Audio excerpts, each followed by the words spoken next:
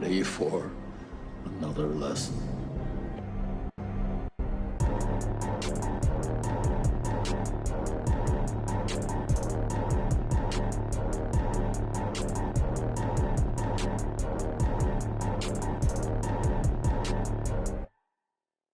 You're just watching Jason Statham dive in the ocean and fight sharks with his hand. I mean, that's the dream. So, okay, I agree. And this now, are we kicking this thing off yet, or are we just be pre-pod banter? This is pre-pod right now. Okay, Yeah, right now. so here's a We'll question I I'll came formally across quick. on Reddit the other day. Okay. Do you Unless think you want to make this the start of the podcast, we can do that. We can, and I'll kind of tailor it as well, because I think that question was a little. I don't like the Vegas odds on that one. I think the spread has to be a little lower in betting terms. So I'm gonna make it a little lower. All Do right. you think there's an animal? Wait, are we starting the pod or not? Yes. 50 Hello, humans everybody. can't take down with their bare hands.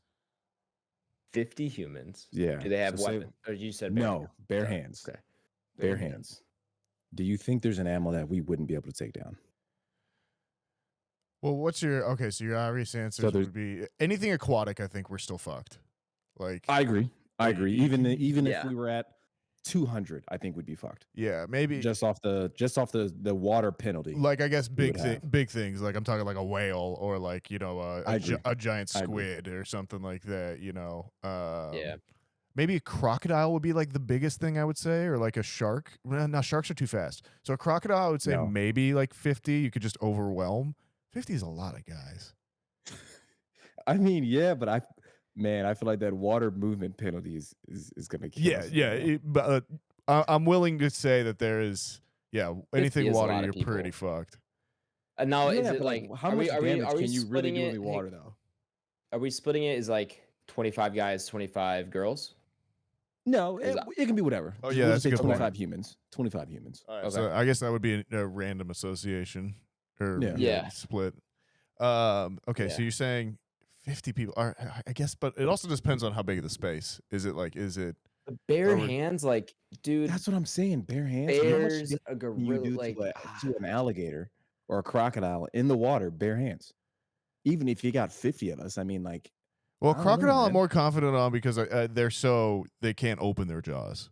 So I feel like after the first dude, gets mauled, someone's jumping on the back and is bear hugging them jaws shut, and then I suppose it's someone, hopefully I in this guess. random group that I end up in, someone has not superhuman strength, but is very strong and can just like King Kong well, no, the crocodile like he does with the T-Rex. You know what I'm talking about? okay.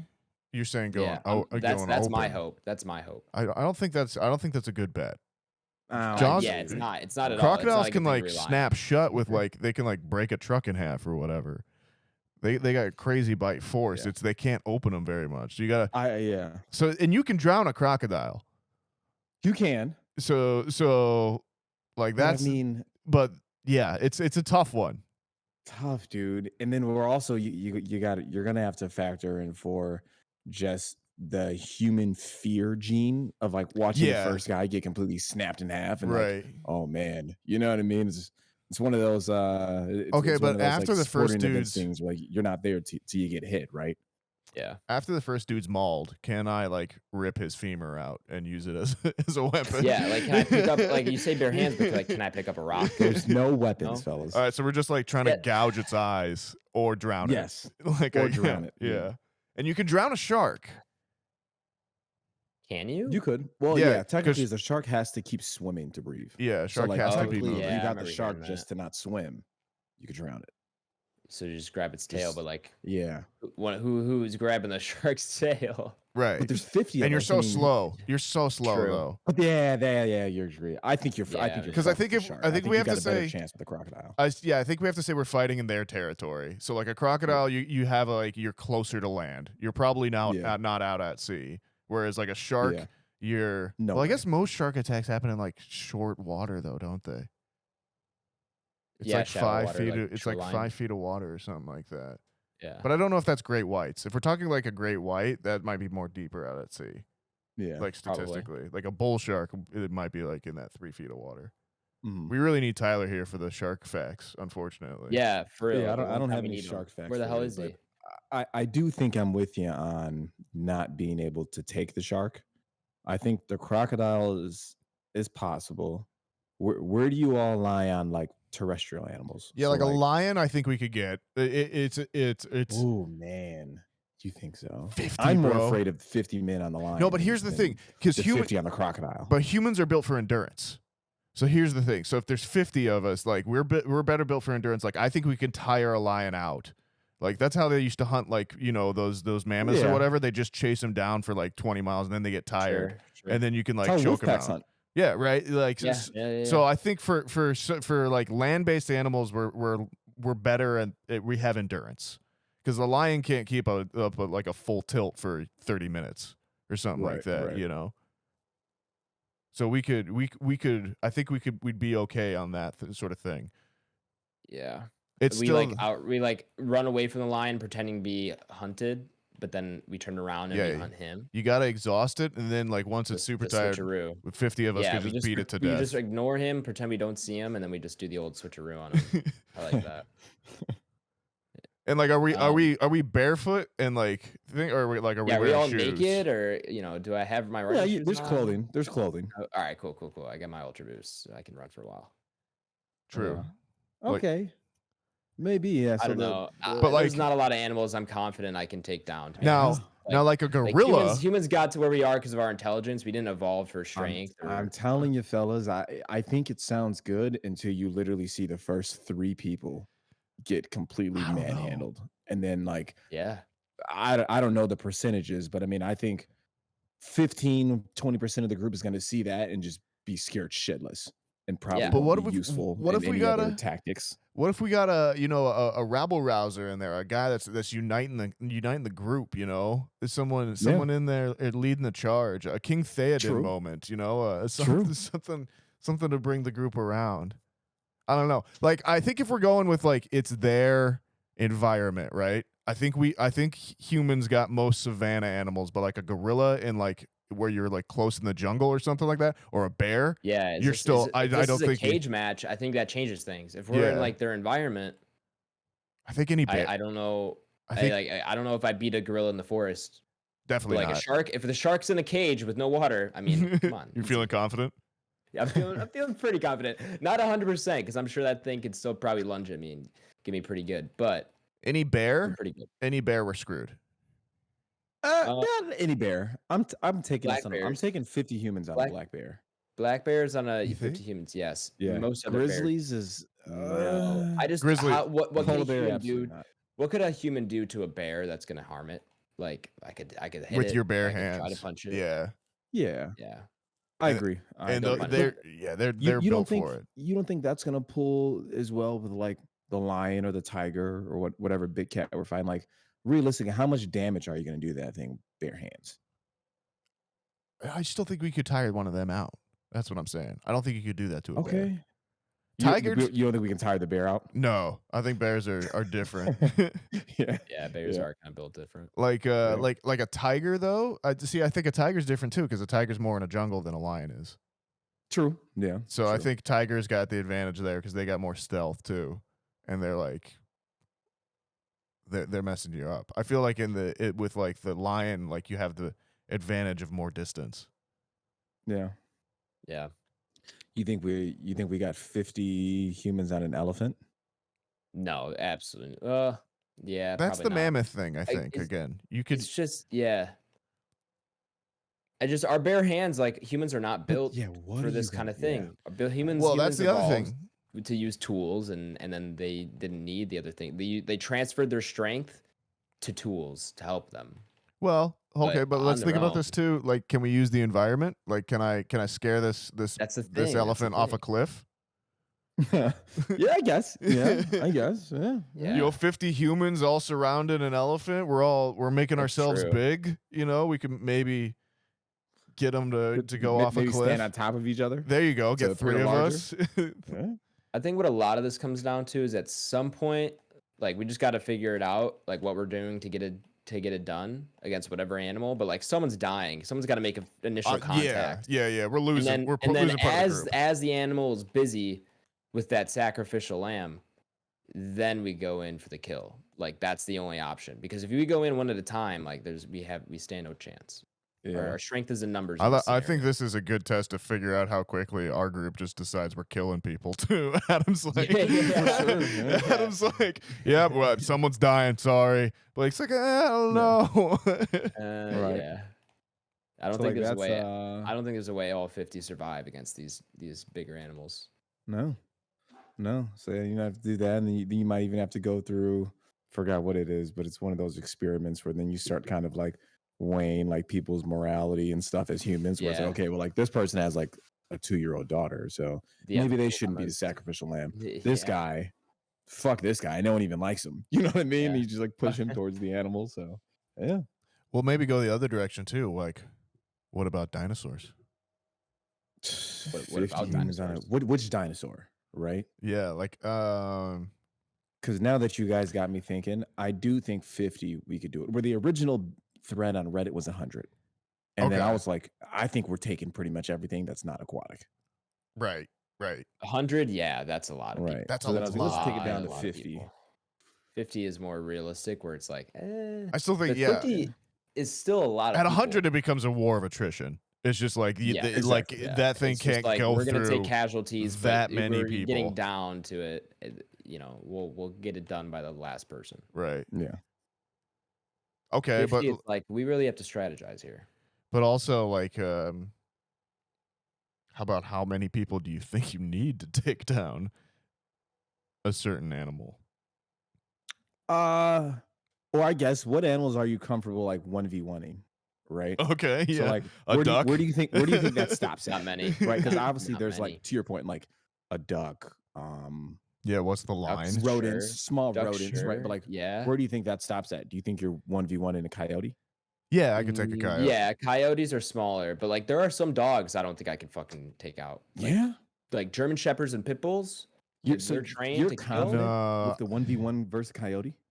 Yeah. I think I'm with you. Yeah. Yeah, because they're just small wolves, and like it's another thing where it's like they don't individually have that much strength. Yeah, they might tear some ligaments in my arm or something. For sure. They're pretty small for the most part, and I feel good about my kicking abilities. Do I get a phone a friend? Like I want to like call up some like Russian dude and be like, hey, is there like some Spetsnaz like secret way to like kill a dog or like a coyote or a wolf? Like something like, have you guys done some research into this? Do I have time to prepare? I guess. Yeah. Okay, so I'll give you the coyote. Do you think you maybe a reach?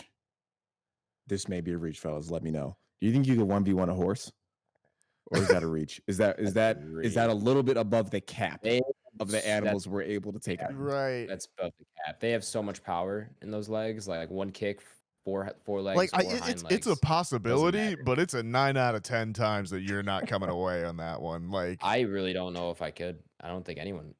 How do you 1v1 a horse? What do you do? Well, like the mountain, like that guy might have some options there. Like, yeah, there's also something like a Clydesdale. Definitely not. Like that thing's walking over me. But like, some tired old horse that's been on a farm its whole life, and it's got a broken leg, maybe. Right, because I'm like, theoretically, if you get that thing, all you gotta do is get it down. Yeah, that's a good point. Down, and they are notorious for breaking legs. Absolutely. Well, I guess that comes down to the same thing again. It's like do you have time to strategize, or is this or is it like cage fight? Yeah, you're a locked in scenario. Yeah, most monkeys were screwed. Like, yeah, I'm not confident taking any form of ape. Definitely not confident doing that. I mean, most big cats, you're screwed. I mean, guys, there was that story of that guy that killed a lion or a mountain lion, but it was an adolescent, if I remember correctly. Yeah, and he strangled it. Yeah, that's tough because mountain lions. I think I'm cutting my losses at any cat north of 100 pounds. I'm cutting my losses. It's probably north of like 80 pounds, to be honest with you. Oh yeah, I think 50 pounds. You think 50? I think 50. Yeah. Like bobcats were probably where I draw the line. Bobcat is? I think that's where I draw the line. Bobcats I probably. think you- maybe. I think you'll take a Maybe I bobcat. could take a bobcat. No, yeah, I'm I saying think you're I'm definitely not- taking a I'm bobcat. saying anything You're bigger than a taking damage, bobcat. though. I think anything bigger than a bobcat, you're probably screwed. Yes. Okay, a yeah. bobcat can't be more than like 20 pounds, though. Felines are very light. Do you think you could get a cheetah? traditionally. I'm not outrunning it, that's for sure. So Large male bobcats, 35 pounds. Okay, so yeah, that's a nice size. It's a nice size in a cat. still. Or like you got to think your standard house cat's like fucking 6 pounds. Well, yeah. Well, what's like a 35-pound dog? Right. That's like a. That's a decent sized cat. I do think we're confident taking down a 35-pound bobcat, fellas. What about a cheetah? Ooh. how big Now, are they? they're not built. Right, because they're they're necessarily light. built for killing and fighting. Right. Those things can't be north of 100 pounds. I don't know when it's 1v1. It feels darker somehow. It feels like I'm like thinking about how I violently kill an animal that I don't want to do. Yeah. I don't want to do this. Yeah. I don't know. Surprisingly, you have a chance. I do think you have a chance. On a cheetah. I do think so. Yeah, I think so too. But lion, tiger, screwed. Yeah. no Bear, way. back to bears, you're screwed. Any aquatic animal, you're screwed. I don't know, man. You 1v1ing a croc? A crocodile? Where are we in their territory? Yeah. What am I thinking? No, I was gonna try to rationalize some sort of If they were in story. their territory. 1v1, I don't think so. Probably not. But the thing But is you like have they land in their territory. You will have land if you're not taking that. I mean, fight the crocodile in the hunter, actual, I like, guess, river. it would be the theory that you could at least get advantage. I just don't think I'm killing a croc with my bare hands, even once I'm Right. on its back. that's the tough part about this is like the bare hands part is what's killing me. I can't do shit with my bare hands, you know? I Like, don't I know. can't Croc like is how tough. much force can I really get to kill like a animal that has like a harder skin or exoskeleton kind of thing, you know? Like yeah. I don't know. I think again, your Croc. best shot's drowning it. Yeah. Yeah, But- but I think that makes it so like I'm not comfortable taking that 1v1 crocodile fight in the water. Yeah, good That's point. I tough. guess like you just said, just as good at Not a drowning yourself too. Like at that Yeah, point, not a chance. Yeah. I think your only shot at winning that thing is on the land. On the land, yeah, you're probably right. Maybe When try that's and just gonna tank. That thing's tanking damage. maybe just try and bury it. Yeah. Yeah. All right, we have talked for like 20 minutes on this. What's up, already. everybody, and welcome back to Row Banter, your favorite casual movie talk podcast. I am one of your hosts, Adam Schwartz, and on this week's episode, you'll notice we're missing a voice. Someone who hasn't chimed in, someone who loves animals but has not commented. Yes, of course, Tyler is missing from the squadron. So as you may have noticed from the title of this episode, we're doing a bit of sizzle this week. It's been a bit since we've done a bit of sizzle. I think, have we only done one? I think so. We might Yeah. have- Yeah, we only did the one for Get Out, and then we always said we would But go I think back and emotionally, reverse. we consider some early episodes bits of sizzle. Sure. Yes. s- Yeah, some that's true. We had bonus. some early apps that were more bits of sizzle than they were actual apps. That is true. But we're back. We skipped last week, and then Tyler. We were talking about this week's episode. Tyler was like, I got another hell of a week. Like, don't think I'll be able to record." But we didn't want to skip 2 weeks in a row. So we 'Cause we missed figured- you. Oh, and what'd you say? I said because we missed you, Yeah, listeners. of course. I'm talking to Yes. you personally. You right there on your couch or in your car or cleaning your bathroom. I don't know what you're doing, but we missed you. Didn't want to give you guys 2 weeks of no content, so we're back. Figured we'd at least do the episode with the three of us. It's since Tyler's not here to review the Knock at the Cabin with us. It's not going on the Entropy list, but we are going to do a full review of it. Full-ish. It's actually Blake was busy as well, so he didn't get to the movie after we decided we were kind of doing a shorter ep. He didn't end up getting the movie, so he's probably going to go watch it. You said sometime this week, right, Blake? Yeah, I'm gonna try to. Yeah, so Blake will get around to it. Me and Nathaniel, however, have already seen it, and so we'll do a non-spoiler talk with Blake, and then we'll do me and Nathaniel for just spoilers, and then we'll kind of do everything else pretty much the same. It's not, don't worry too much. It's not like news show or anything. We're staying the course. It's just one less member of the squadron here. But yeah, So maybe a little bit more laid back, maybe a little bit more Get loose, get random loose. topics like if you can 1v1 cheetah, It's true. which I still don't think I can. Yeah, the more I think about it, fellas, I don't think I can. I think we got a cheetah. I think you guys don't have enough confidence in yourself. All right. Joining us today, of course, is Knock Nathaniel Gingrich. Knock knock. It's Nathaniel Gingrich. Hi, folks. Who's there? It's a me. I don't know why I went It was gonna be there. a knock joke. Yeah, there was. Okay. That was it. That was the joke. Okay. Hey man. Hey man. You know what you saying it's me reminded me of SNL. Pedro Pascal was just on SNL. And they did like a dramatic trailer for basically if Mario Kart got turned into a The Last of Us style show on HBO. Yeah, I did. I remember seeing Twitter talk about that. Yeah, it was actually really, really good. And Pedro Pascal gives like he's like sitting alone at a bar, almost like a cantina style setting. And he's like hunched over his drink at the bar, dressed as Mario, and someone comes up and goes, who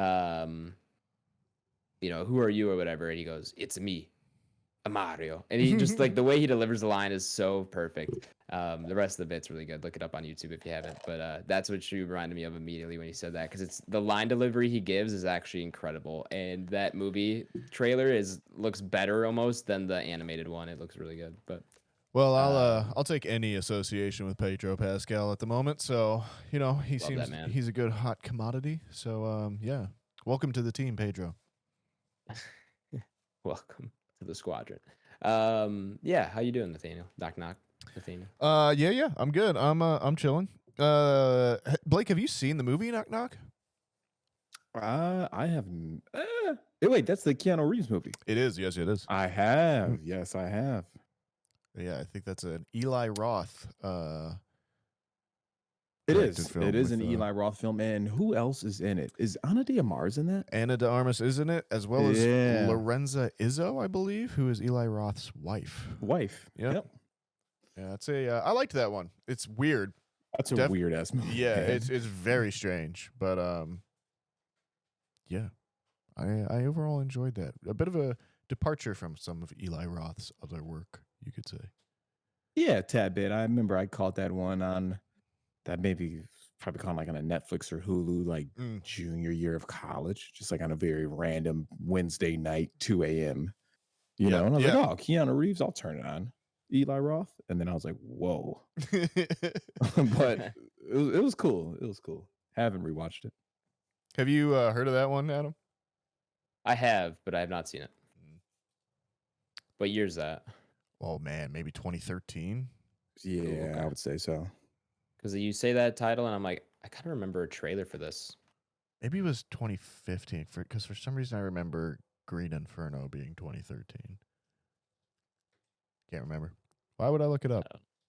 This is a loose episode, folks. We're not using the IMDb on this one. Also joining us today is Big Cat BlakeHolder.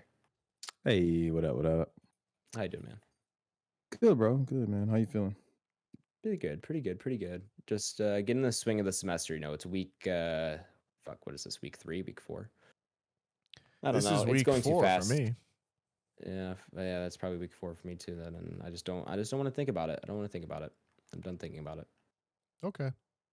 Yeah, I don't want to graduate. I feel like I'm dying. I feel like I'm gonna die in May. I feel like my life is ending. It'll just be beginning, my man. I know. Yeah, I maybe we should talk. I know 1,000%. It's like really just the beginning of a lot of things, but still hard to kind of accept it.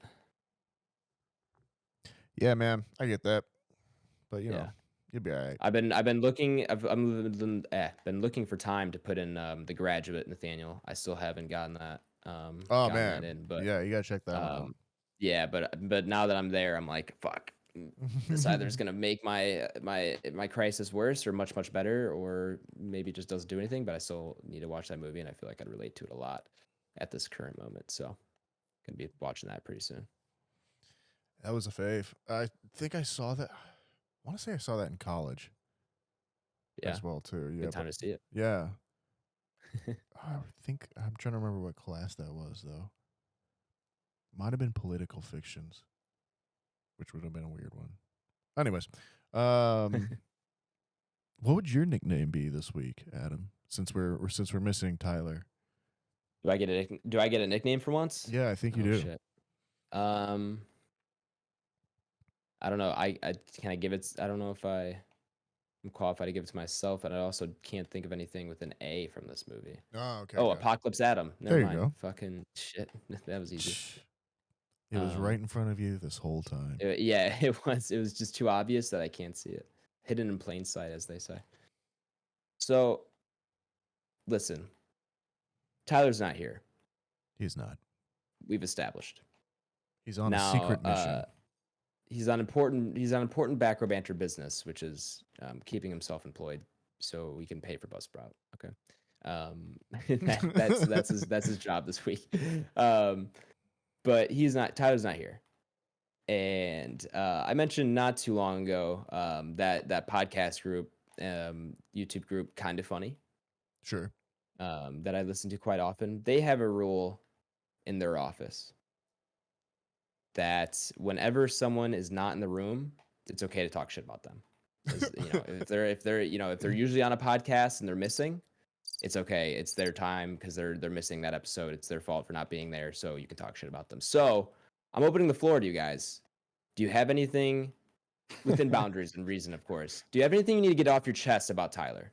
Do we need to? Is there something we need to vent? Is this just get out of the air? Get out. An imaginary safe space? A safe, safe space. Very imaginary safe place, space. fellas. It's not being recorded. Yeah, it's not being broadcast. He's this not conversation may be recorded for for training and learning purposes. Tyler, you lived with the man. I did. If anything, you know what? I think the biggest problem for Tyler is that he's too handsome. It's he's too handsome. Yeah, it's Good call. It's an unfortunate side effect of his being, and I can see how it's really held him back in life a lot. It's opened a lot of doors, but it's really shut a lot of windows too. Sure. I hope that made as little sense to anyone out there as I intended it. But yeah, that would be my number one thing. As a cell phone manager or the manager of a cell phone store, he's far too handsome. He's far too handsome for his role in life. You're right. Yep, it's unfortunate. He doesn't have a face for podcasting. Let's say that. Yeah, that's true. He does not. We got him in, I think he's got to be the next Brad Pitt. Sure, yeah. If he wanted to, he really could, but I don't know if that's a lifestyle he wants at this point. I think he's content watching Naruto for 12 straight hours. I think that's my gripe. Where does this man get off with his Naruto? Oh, I've watched 7 seasons in 1 week. You have? With what time, Tyler? Are you sleeping? Are you okay? No, I don't think he actually does sleep at this point. I think it's a I don't know how he watches that much. It's a don't worry darling-esque lasered right into the eyeballs. Yeah. Okay. I got that makes sense. Blake, do you have anything you need to get off your chest? This is a safe space as we've already established. Yeah, not much. I don't think he has shysted me out of a ranking quite yet. I don't think he was super high on Hereditary, but he did give me a high ranking on Blade, which I was very pleased with. I remember me and him were both high on that, but I forgot what his Hereditary ranking was, but I remember it wasn't top 2 or 3. I think that was just me and Adam. Yeah, well, we were both 1, weren't we? Yeah, and then I could imagine Nathaniel was probably pretty high on that as well. So Tyler may have been the lowest ranking Hereditary guy. So I'm more concerned about this somewhat confirming a theory I have a long time that Blake has a list of all the times he's been knocked out of the Entropy list, and he's got a checklist of grievances that he's going to be exacting revenge upon at some point. Yeah, there's a few of them, fellas. Wait till your birthday pick, Nathaniel. He's got one coming for you. Bottom of third. I mean, most importantly, though, is definitely Adam with the fucking high tension at putting that thing dead last. You know what? I'm not going to lie. That kills me. And that actually brings me to what we're watching this week. And low-key, I would do it again. Man, maybe that is one I of would those have to movies I would have to the rewatch it. I would definition if we of rewatched had it, to I'm be sure there. I would have different thoughts. That movie's fucking awesome, man. Well, I'm gonna air the grievance of Adam stepping on Blake's beautiful segue right there. Was Yeah. it? I didn't hear it. Yep, he I'm said, which brings us to what we're watching this week. Yeah. That's a Segway great- King. Segway Great. King. That is a good segue. You want to host this episode? Since I'm already it's already a lighter week. We can just switch things up. Yeah, no, we're just going with the flow, fellas. We're all around.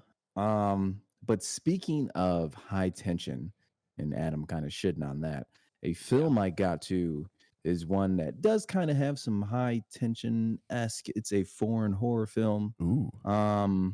It's one I believe I remember Nathaniel talking about it a few weeks back. It popped up on my YouTube channels around the same time. Just finally got to it. And that's Censor. Ah, yes. On Hulu, isn't it? Yes, Yeah. correct. Yeah. So that's one. For those who don't remember, it revolves around a woman who is, I don't know how to describe it. She's like a person who like not rates movies. Well, she's a but censor. That's I her guess, job. Yeah. Yeah. I guess. Yeah. Good point.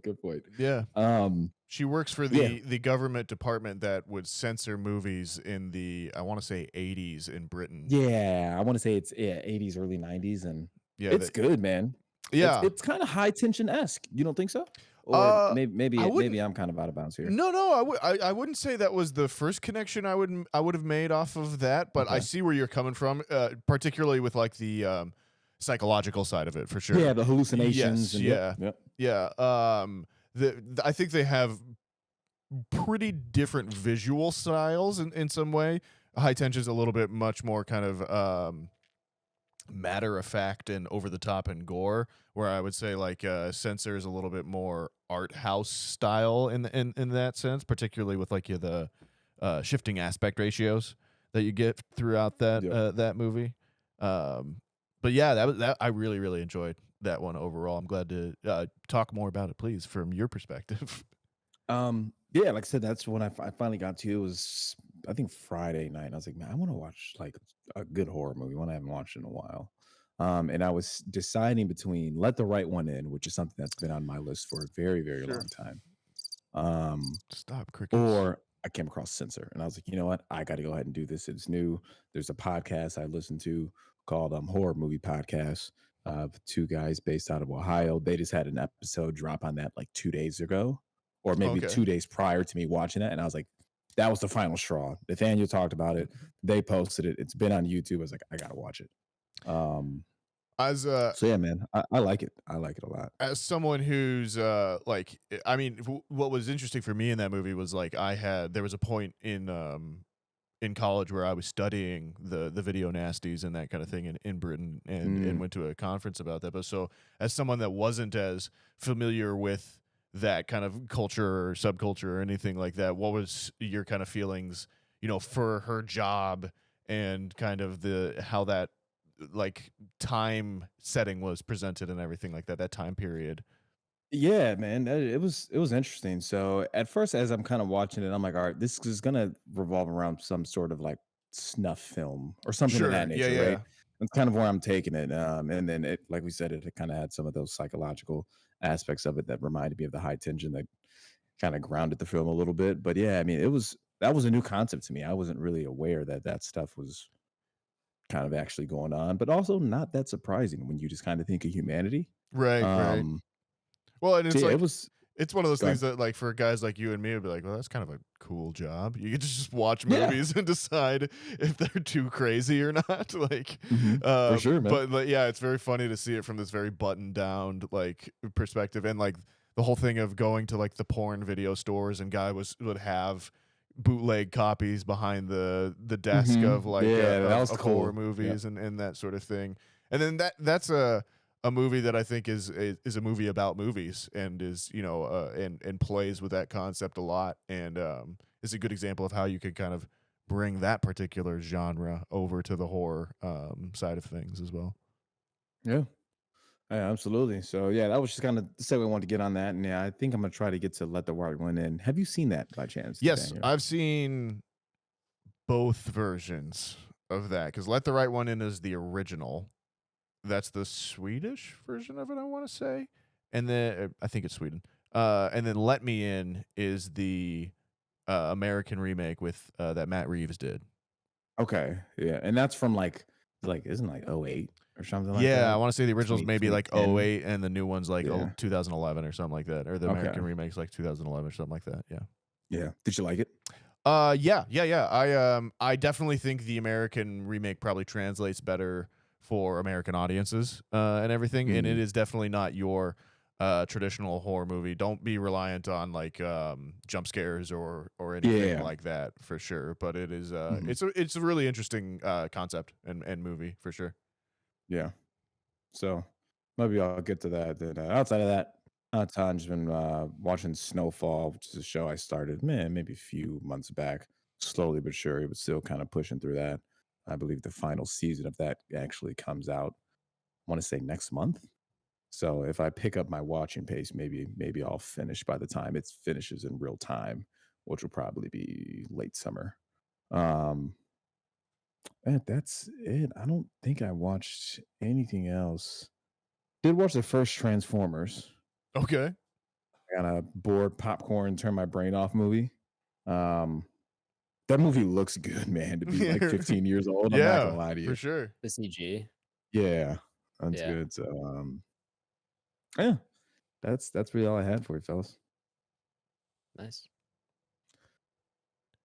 We'll go. I was gonna say, I mean, there's only two of us. We'll I was gonna just say. flip a Yeah, there's coin. only 2 of us this week. There's not even really need for a popcorn. I'll go. I got a lot. Yeah, go ahead, Nathaniel. Get your list. Get your list going. Okie dokie. Let's kick it off with Legend of Vox Machina season 2. Has released 9 episodes now. So that's really fun and is a good show. And if you don't watch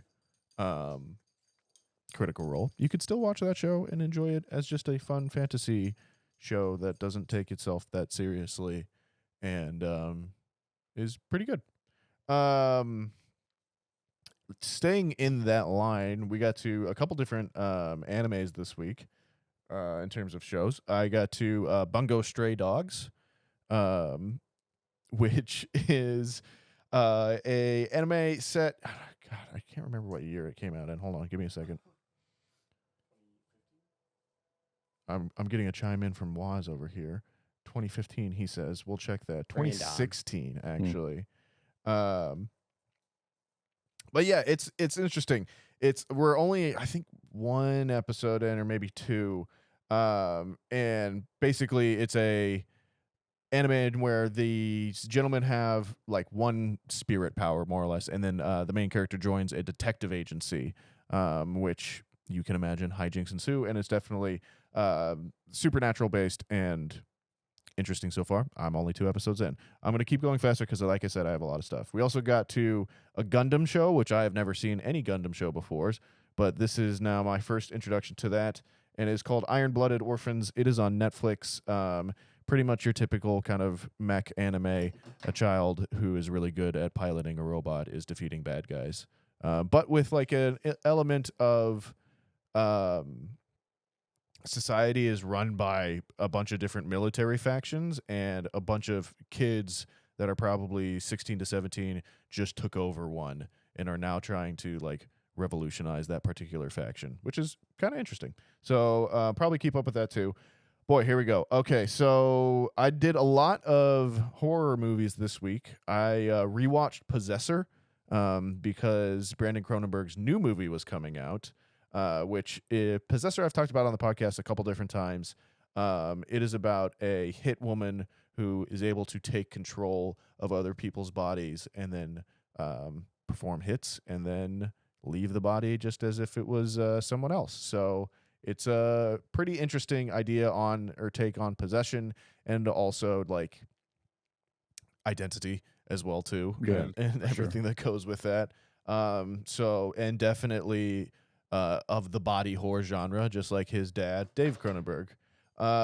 And following that up, I saw Brandon Cronenberg's new movie, Infinity Pool, which stars Stellan Skarsgård and Mia Goth. That is currently in theaters. It is getting pretty good reviews as well too. I enjoyed it.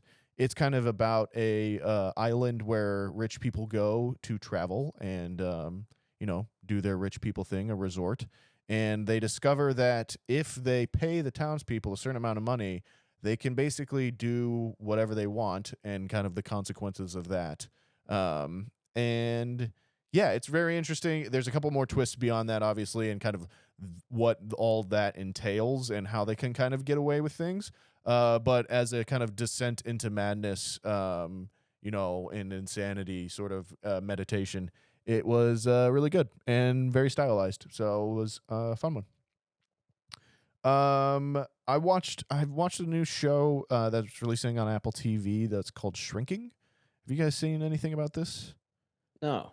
That sounds interesting. Yeah, it stars Jason Segel and Harrison Ford. And Okay. yeah, Jason Oh, Segel wow. is a psychiatrist. I don't believe he can prescribe medication, so I think it's psychologist, therapist, either way. And they're all on a therapist practice. Harrison Ford is the leader of the therapist practice, and Jason Segel is a guy whose life is falling apart because his wife died, and so he is also trying to manage himself while also his therapy and that kind of thing. And so it's a comedy dramedy, I guess I would say. It's from one of the writers, I want to say, of Ted Lasso. So think that kind of vibe overall. But I'm not quite 100% sold on it yet. But it's so far been a pretty easy, fun watch. So yeah, I would watch the first episode, see what you think. If not, just for how often do you get to see Harrison Ford playing a nice character or anything like that, So for the novelty alone. What else did I get to? I watched Piranha 3D, which if Adam, have you heard of that? No. Okay. I figure. Yeah, it is That's Wait, little one, no, a I little bit have heard before of your it. Wait, time. isn't that like a Sharknado kind of thing? somewhat. Yeah, basically. Yeah. Yeah. It's a parody spoof, I guess you could say, horror spoof of like the Lake Placid Jaws variety, in which a bunch of spring breakers are out on a lake, and a bunch of piranhas come and are released into the lake and start eating the spring breakers. So Nice. boobs and blood abound for quite a Yeah. lot of it, and it is it's a good time. Like I don't know what else to say about it. It is definitely schlocky. It is definitely knows exactly what it is as well too. It's very dumb, but I had a good time with it. It was one of those days where it's like it's really cold outside and I want to think about nothing, and I want to watch a movie that takes place in the summer or someplace warm at the very least. So yeah, that was a fun one. That's on, I want to say, HBO. We got to Logan Lucky as well, which I think I've talked about on the podcast a lot, which is rapidly becoming kind of like a comfort movie for me. That is the Steven Soderbergh's other heist movie starring Channing Tatum and Adam Driver, where they try and rob a raceway in North Carolina, I want to say. And it is either way, Virginia. Either way, it's incredible. So go and check that out. I think that's on Amazon I've heard Prime of that, still. but I have not seen it. You haven't? Yeah, you would definitely No. like it, Adam. It's Okay. definitely up your alley. Okay. Might check that out. Another classic I got to after Blake was talking about it last week was Silence of the Lambs.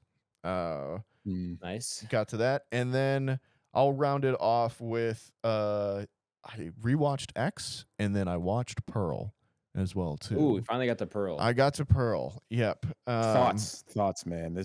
That's one I've been meaning to. Yeah, get to it's for literally months. It's really fun. It is it's the colors in it are crazy. They're so saturated. It's like it's worth kind of watching, I think, just for that alone. It's insane. But it's it ties in with X, but I'm still deciding if it makes that better or if I would have kind of preferred not having it. Like it's good. Like I don't want to oversell that, but or undersell that, but I just don't know. Like it almost feels like an anthology in some ways. Like it's almost just a completely different take, Yeah. But I still think I really like it. I'll be very interested to see what they do with the third one, which is I think called Maxine. But I'm more than happy for Ty West to keep working in this universe and doing stuff with that. Oh yeah, and I will say that, okay, last movie I got to, guys. There is a movie called Tall Tale, which I firmly believe is a movie that like kind of exists in nobody's memory but mine. But it does exist. It is on Disney Plus. It stars Patrick Swayze. And like the other cast list is kind of insane too. But there's like Scott Glenn, Jared Harris, William H. Macy's in a random back role. Steve Lang, who plays Quaritch, the bad guy in Avatar, and Avatar: The Way of Water is in it as well too. But it is about a kid whose farm is trying to be bought. It's set at like the turn of the century in the West, and it's a kid whose farm is going to be bought by all these industrialists who are trying to move into town and run a railway through their tiny little farm town. And he goes on the run, and out there he meets Pecos Bill, Paul Bunyan, and John Henry, these legends of the West. And it came out in 1995. I used to watch it all the time as a kid, and then I like completely forgot about it until I just stumbled across it on Disney Plus again a few weeks ago, and it is still incredible. So Is it?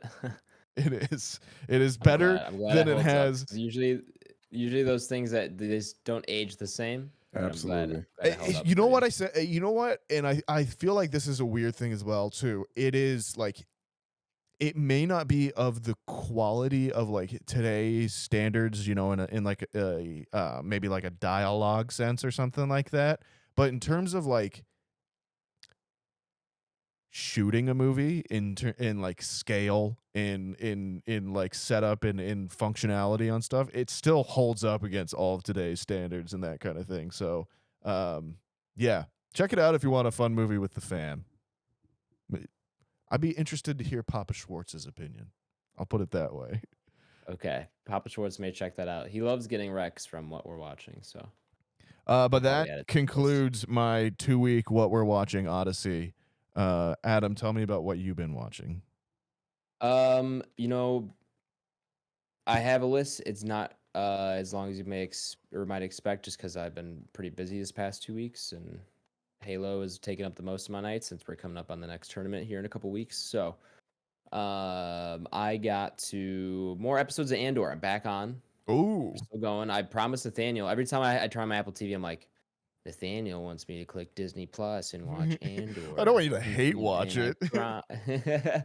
No, I'm not hate watching it. It's just like I know it's good. I know it's good. I know it's good. I just couldn't get in the mood for Star Wars, but I watched episodes 2 and 3.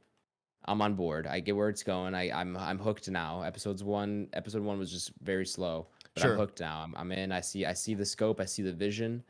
I'm there for it. Is that Stellan Skarsgård? I see Stellan. Yep. He's Stellan's great. there. Yep, he's great. So I'm all in at this point. I'm gonna go back and keep going and finish it. I don't know how quickly I will, but I know for a fact I will. Oh, well, hold on. Give me a second. I will tell you. You're getting into the meat of it now, so I want to see. I'm on episode 4. Yeah. Okay. Yeah. Episode 10 was my favorite episode. So, Okay. you got a little bit of ways to go there, but I do. but yes, But I will- let me tell you that it is only going to get better from where you are. Like, Good. even if you think it's That's good good. now, it is going to get better. No, I can tell. I can tell it's gonna get better. I'm not like, oh my god, episodes 3 and 4. Like, oh my god. No, it's Yeah. just like, oh, that was really good. I like how they Well, set everything up now. And I like, expect I'm it sure is gets it better. is also being balanced by another show that's being critically acclaimed that you're currently watching as It well is. too. It's kind of a nice little side piece, to keep me busy in between episodes of The Last of Us, which I haven't seen. Sunday nights episode 4 I haven't seen yet. I've had a busy couple nights as well, so haven't seen that yet. But we'll get to that probably later tonight if I have time, because I just want to stay up as current as I can. But I did watch episode 3, which I'm sure Film Twitter you saw on there, right, Nathaniel? Episode 3, everyone blowing up about it. Yes, I did. Sorry, I was drinking water there. All good, all good. Yes, I did see that Film Twitter was going nuts about it, and from that, I've gathered enough context of the episode to understand it is very emotional and well done. It's incredible. Yeah, It's incredibly emotional. It's incredibly well done. It is one of the best pieces of television I've seen in quite a while. And that goes beyond just me being a fan of The Last of Us. That is just me being a fan just of in general. entertainment, film, and Yeah. in general. Is it 'Cause, rising honestly, above just a video game show at this point? yeah, yeah, and it's this episode I'm conflicted in that sense because on paper, like if I didn't play the games, this episode might not make a ton of sense as to why it's included. So, they've obviously been, keeping up a lot of the same characters from the show and then like expanding on stories, or sorry, a lot of the same characters from the game into the show and expanding on a lot of the stories that are either kind of glossed over as background or mentioned or you're kind of just you're bridging the gaps on your own, and then they are filling in a lot of those gaps with the show. Sure. So it's supplementing the show while also goddamn, it's supplementing the game While being its own thing. while also being its own thing and paying tribute to the game. So it's doing a really good job of doing everything you'd want the show to do. Like literally anything you could have wanted from the show, it's doing it. It's giving you the story from the game. It's not following it beat for beat, but it's close enough and it's getting the important stuff. Well, it's an Expanding on adaptation. it's an adaptation, which is a key thing to remember because this episode is probably the furthest they go from like the direct events of the game. Sure. And that's where I was going to say my confusion with the show as far as like what's going on with it and its relation to like if I'm just watching this I'm kind of confused because it's a character who's in the game for in the early half of the game for a couple hours named Bill, who's like think of it, with the zombie apocalypse, think of him. He's and even in the show they go over it, but he's like a doomsday prepper or Yeah. in the show he goes, I'm a survivalist kind of thing.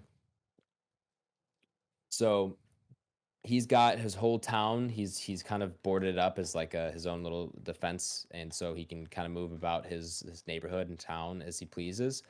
And so it's but in the game you meet up with him as a character and he helps you get a car to transport to Ellie or to transport Ellie, get on the road basically.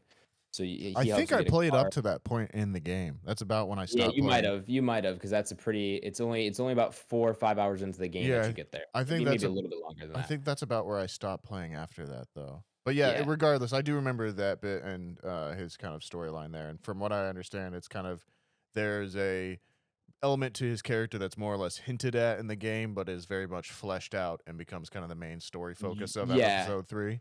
Yep. Yes. So in the game, it's kind of again, I mean, light spoilers, I guess, for both episode 3 and The game. and the game. Yeah. So the game, you meet up with him. He gets you a battery, or basically he gets you a car. And then it's hinted at you basically when you go to his compound. There's talk of like Joel makes a comment like, where's Frank?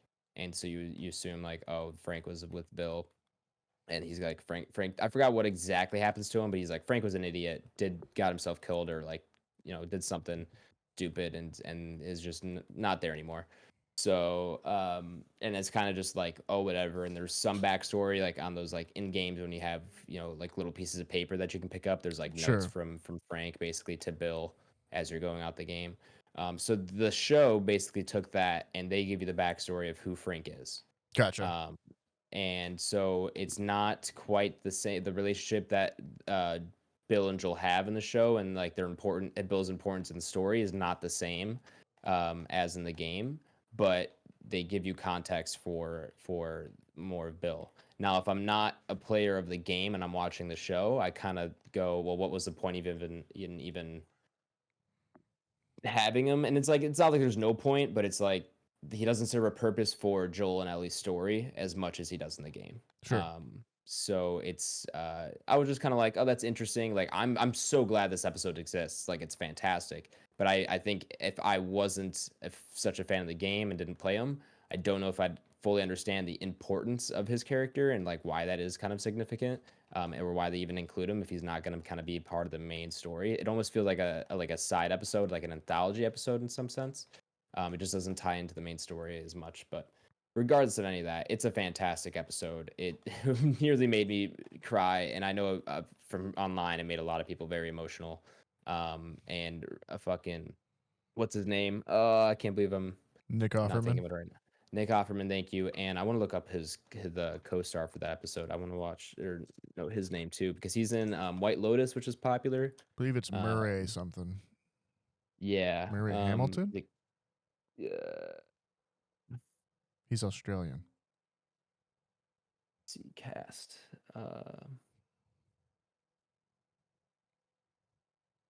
Taking bets. 2-1 odds. Murray Hamilton. 3-1 odds. Murray Ferguson. Rotten Tomatoes has failed me. Let me see. 4-1 odds. I really want to give him credit because he's incredible in the episode. Murray Bartlett. Is that it? No, I don't know. I'm You're listing. guessing? Yeah, I'm just. Murray. It is Murray Bartlett. Is it okay? Well, 4-1 Yeah. odds. There you go, folks. Murray Yeah. Bartlett. Murray Bartlett. That's his name. He's great. He plays Frank. So yeah, it was just an incredible story. I don't want to say much more because I feel like I've already said a lot that if you haven't seen the show and you're planning on it, I don't want to say too much more. But I absolutely love the episode. Loved what it did for the whole story of the show and the game. And Nick Offerman and Murray Bartlett, fantastic performances. It's just not.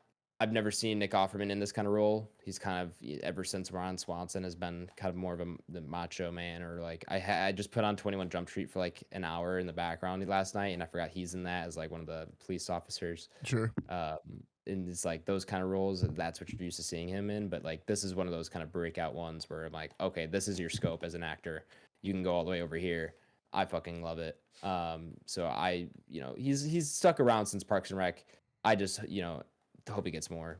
One of those things where it's like, all right, he's kind of shown me what he can do, and I hope he gets more of a range to kind of show off what he can do because he was fantastic. This show is still a must watch in my opinion for almost anyone. Papa Schwartz is giving it a watch. Ooh, is it at least Papa Schwartz episode 1? approved? I don't know if he's gotten to 2 yet. Or no, he did get to 2. Yeah. And it's been stamped. He enjoys it. He's worried he doesn't want it to turn into The Walking Dead because he doesn't enjoy The Walking Dead. I'm Sure. like, trust me, it's much different. And his criticism involves spoilers, so I can't really say it. Gotcha. But I'm like, it's a big feature of the story. And I'm like, not only is it like, I don't want to say much more. Actually, I'll just leave it there. Yeah, Okay. He's got a criticism. He's like, all this is happening. And I'm like, yeah, that's kind of the point. That's why this show and game is so good.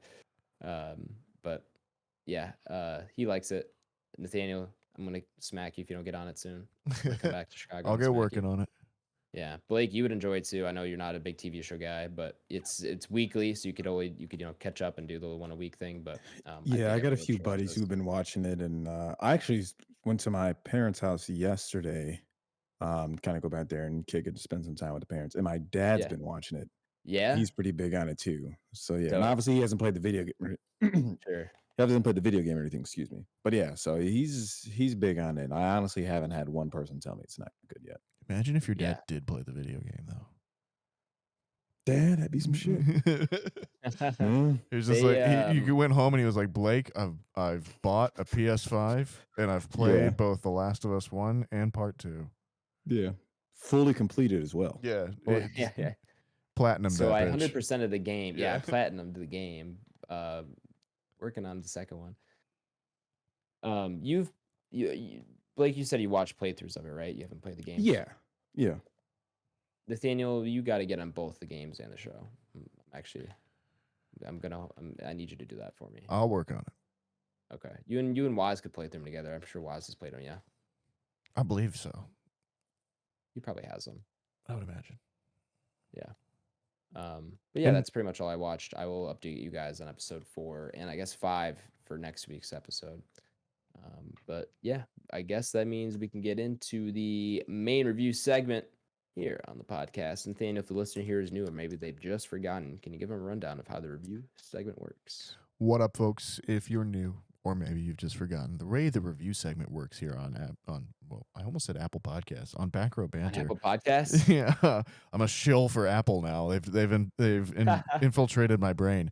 On Back Row Banter is there's the non-spoiler section, and then there's the spoiler section. It's going to be really important this week because Blake has not seen the movie, so we'll definitely try and keep that pretty tidy for you guys. But in the non-spoiler section, we'll go over the movie's IMDb summary, who directed it, who wrote it, who's in it, all that good stuff. We'll go around the squadron, which is really going to be just the two of us tonight, and we have to decide if we would recommend it, yes or no. There is no nuance on the internet. And from then on, it'll be spoilers, and we'll go into any deeper plot twists or our deeper thoughts on the movie itself. And then we'll give it a temporary or a tentative ranking on the Entropy list, which is our big list of everything we've watched on the podcast, ranked.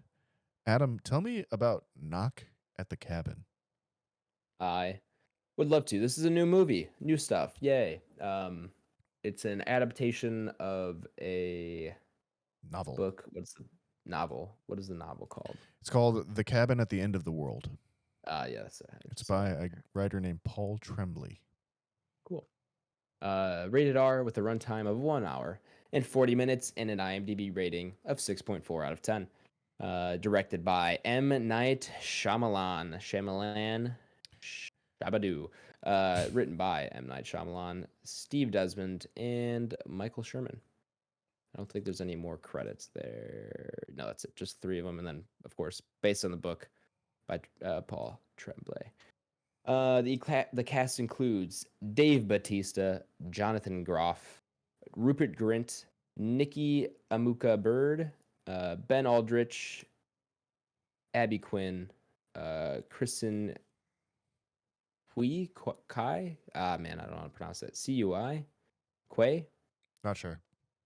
Not taking sure a either. shot. Yeah, that's a tough one. I think I'll leave it there. That's the main cast. So yeah, the IMDb summary reads as follows. While vacationing, a girl and her parents are taken hostage by armed strangers who demand that the family make a choice to avert the apocalypse. Thoughts on the summary, Adam? Pretty happy. Pretty happy, honestly. That's really good. That's tells you all you need to know. Yeah. It's a very good synopsis of what happens. Not too spoilery. Perfect, honestly. That's a top tier summary right there. That's really good for one Gold sentence. standard, huh? Yeah, that might be a gold standard. That might be a gold standard IMDb review. You heard it Fantastic. here first, folks. It's so unfortunate it's on a Bit of Sizzle episode, not a main app. That's true.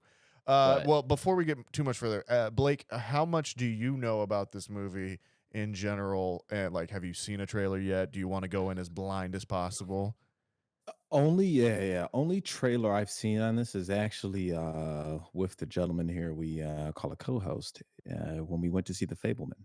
Sure. Actually, That's right. you all weren't even in that. Yeah, that's I right. totally forgot about that. So it was You just weren't me and there- him you weren't sitting even in there there, yet. and the trailer came on, and we saw Dave Bautista, and we're kind of like, wait a minute. And then we were watching the trailer, and then we are both kind of leaned over after it. I guess we didn't even have to lean over because we had the theater to ourselves. So we just kind of looked at each other and yelled out loud, like, "Man, I want to see that movie." Yeah, I remember us saying we were about to walk out and I think go to the bathroom or go get Nathaniel and them for the front or something, and we were watching the trailer and then we both kind of stood at the exit and we were still watching the trailer, oh, we were both really invested in it, and then we both had the same reaction to when the title on of the movie came up and it was Knock at the Cabin. We were that was so anticlimactic. What the fuck? That's the worst. That's the worst title possible for this movie. It's grown on me. I don't do feel think as it's a bad about it, grower. but in that moment, I was so into it. Yeah, I do think it's a bit of a grower as a title. Yeah, Cabin at the End of the World's a better title, I would argue. I think they should have just kept that. Yeah, I I agree. think that's cooler. Okay. So that being said, yeah, Blake, do you know what their ultimate purpose is there for them to? I don't. Okay, gotcha. That's all I know is from that original. Is that teaser trailer. they show up? Okay, gotcha. So we'll try and keep it there for at least our spoiler portion of it. Sure. So maybe what else we can a little bit talk about too is, Adam, is this your first Shyamalan movie, or maybe the first you've seen in theaters at the very least. No. Unfortunately, I saw Old in theaters.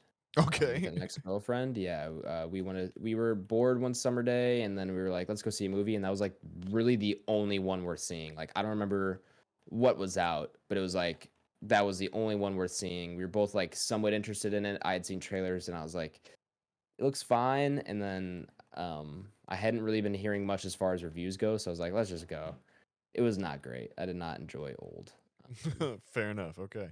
So, but yes, I have seen that. Did see it in theaters. This time around, went down to the old Regal Cinema here in Columbia. The only showtime, or I shouldn't say the only showtime. The showtime that worked best for my schedule yesterday in the middle of a Monday was a 4:20 showing, but it was their RPX theater, Oh, which of is like course. barely like a bigger screen. I don't even know if it's supposed to be better sound. It's basically just regular. Imagine like a regular AMC digital, and like that's RPX. I don't know. It's okay. It's fine. It's not anything special. But did see it in like their bigger theater, I guess. So yeah, and it was me and two other people in the theater at 4:20 on a Monday for the M. Night Shyamalan movie. I was like, yeah, there's gonna be no one in this theater, and sure enough, two people. Um, so yeah, that was my viewing experience. Did you see this Dolby? I did, yeah, and it was a 9 o'clock show on a Sunday, and it was actually probably 10 to 15 other people there. So more than I was anticipating, to be honest with you. Yeah. But I guess less than what you would say overall. This actually, thinking back on it, I think this is my first Shyamalan movie that I've seen in theaters. I think everything Really? else I've seen post a After the theatrical fact. run, yeah. Because I didn't see Old and I didn't see Split or Glass recently either, and I know I hadn't seen any of the other stuff before that, I don't think, in theaters. But yeah, overall, big old recommend for me. I really enjoyed this this movie. Yeah. I came out pretty underwhelmed, if I'm being honest. Yeah? I didn't even have that I have expectations. I don't think it was the expectation thing. It was just kind of like, I'm interested. I think this could be good. And I was just like, this just felt a little bit flat for me. Now, of course, I did overall enjoy it, but I just, there was something about it. And I think we're going to go, I'll definitely touch on this more in spoilers, but it was just kind of okay for me. I definitely enjoyed parts of it. But to me, to kind of hint at what I want to talk about, the hour 40 runtime, like it's not that that was an issue. It was just like even and that's pretty short, but there were still parts to me that felt like it dragged a little bit. Really? I Um, have to say I had a different experience with it on that side of things. But yeah. go ahead, continue. But the performances were great. I think the directing was great. There was and we were talking about editing before the podcast. There were some incredible editing and transitions. I don't know if you caught the one, Nathaniel. This isn't really a spoiler, but there was like it was like a I think it might have been like a flashback sequence, but then there was like an echo or something, and then it turned into a water drop, and then they were in the bathroom. Okay, yeah, I know Did you what bit catch you're that? talking about. Yeah, Did you yeah. catch that? Yeah. I was like blown away. I actually saw it in the theaters because I've been, in that post-production class kind of learning more Sure, about sure. that kind of thing and thinking about it more now. And I was like, oh my God, like no way they just pulled that transition off. That was incredible. And there was a couple others like that where I was like, oh shit. Okay, that's pretty cool. So, overall, I don't know if I can recommend this. I don't think so, honestly. I don't think Wow. most people, especially not in theaters. I don't know if you need to rush out and see this in theaters personally. There was not enough there for me in that sense. So I might be a no, not recommend. Yeah, it's interesting. I definitely feel like I had a different experience. I'll say I did not actually watch any trailers for this before I Ah, saw it. I had seen a tweet early on when the first trailer was released, and someone said that the book itself was so scary that they couldn't finish it, and I was just oh like, shit. Okay. sold. Okay, like I don't need to know anything more. And so I went in pretty much blind as possible, and I felt it.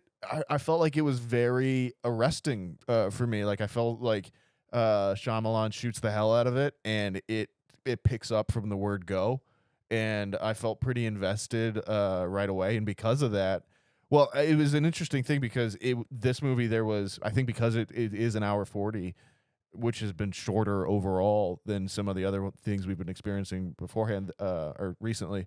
There was like a good 30 minutes of trailers before this movie started.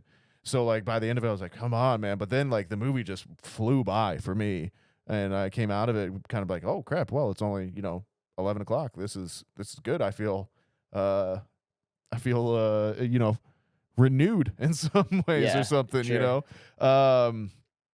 But yeah, I really had a good time with this. I thought the performances were all good uniformly. I thought Dave Bautista's an incredible standout in this. He is. That is. Yeah, the performances were great, but talk about, I was just saying how Nick Offerman shows us his range, like, and we've been saying it for a while that we love Dave Bautista, but this is just another example of that. Like isn't he isn't Drax at all. He Sure, isn't yeah. even his character from Army of the Dead. Like this is just him. Like you see him as a big guy. He was a wrestler, all that stuff. Like this is just an acting performance that is incredible, and it's a role that doesn't need him to be the big guy. They No. play it a little bit, but like it's not. Yeah, That's not who he's playing. Is the big guy. He's just a character, and he's just acting. they play his size and presence for warmth instead of Yes, yeah. I kind wouldn't have of, guessed that. Yeah. fear or anything like that. So yeah, it's really interesting. It is. And I think this movie, it goes in directions I didn't expect it to. I think because I didn't watch the trailer at all, maybe, and something, and maybe if I had, I would have had more of a thought that it would go that way. But it's familiar territory that Shyamalan's been in before, and maybe I'll talk about that a little bit more in spoilers. But it's kind of territory that I don't think a lot of movies really do nowadays, which I think is interesting. So yeah, I'll leave it there for my review, but I am a recommend, and I think you should go out and see this. So I don't think it's a groundbreaker or anything like that, but I think it's a good strong start to 2023 in some ways. So yeah. That's fair. Yeah. I'm still probably no recommend, but like Have you been thinking about it a lot though? Like it's one that stayed with me. I after when I came out of the theater I was, but like today I saw yesterday, today I haven't really been Okay, fair enough. like, oh, this has been weighing on me or anything. I don't know. I came out, maybe I was just in a bad mood, something like that. I had to see it in the middle of the day on a Monday, straight out of class. Basically, went straight to the theater. Could have Fair been a lot enough. of different factors. I did see the trailer, so I had kind of that expectation going in of what to kind of expect and where it was going to go. Had I not had that, maybe I feel differently. But and there are good things here, and I do want to touch on them in spoilers. But overall, I was just like not fully in for a couple different reasons. And I don't know for me if I want to be like, oh, rush to the theaters and see this or recommend seeing it. I think this is definitely a fun movie to watch, maybe on a streaming service or rent it or something like that. But I don't know if you need to kind of go see it right now. Oh boy, we're building some interesting tension this week where we only have two of us and we're Hey. both split on it. Now Yeah, it'll really be yeah, interesting I what don't know happens how to with feel. Blake I and don't know how Tyler. this is gonna go. Yeah. All right, I think we're gonna go ahead and head into spoilers then. So if you're like Blake here and have not seen the cabin or knock at the cabin, go ahead, check the episode description. You'll see the timestamp I've left you where you can be taken to the ranking of the movie hub upon the entropy list. Blake, what are we doing here? Are you gonna mute yourself? I think I'm gonna take the headphones off. Take for the just a headphones second, off? fellas. All right. How do you all want right, us to we'll signal signal you? Yeah. Yeah, we'll signal you Yeah. back in, or we can just shoot you a text if you want. Shoot me a text in the group me or whatever. That's Wave fantastic. your hand. I'll be sitting right here. All right, cool. Spoiler time, Nathaniel. Shit goes down. Shit goes down. Probably some of the most shit that can go down. I was gonna say, goes down. maybe in the history of this podcast, is this the most shit that's gone down? I don't know. We saw two versions of Justice League. There's a lot of True. goes down there, but I guess not. The world didn't end in that one. Well, the world So, didn't end like, in this one either. True, but it like partially ended. Yeah, there were some casualties. There were quite a few casualties. Um, So yeah, Man. it's I want you to change my mind, Nathaniel. okay. Because I'm not all down on this movie. I just wasn't like super blown away. Okay. Um, Yeah, I or mean, go ahead. You go ahead. You go ahead. so yeah, for anyone who hasn't watched the movie and maybe just doesn't care or whatever, it's revealed pretty early. Man, I hope Blake is super muted for this.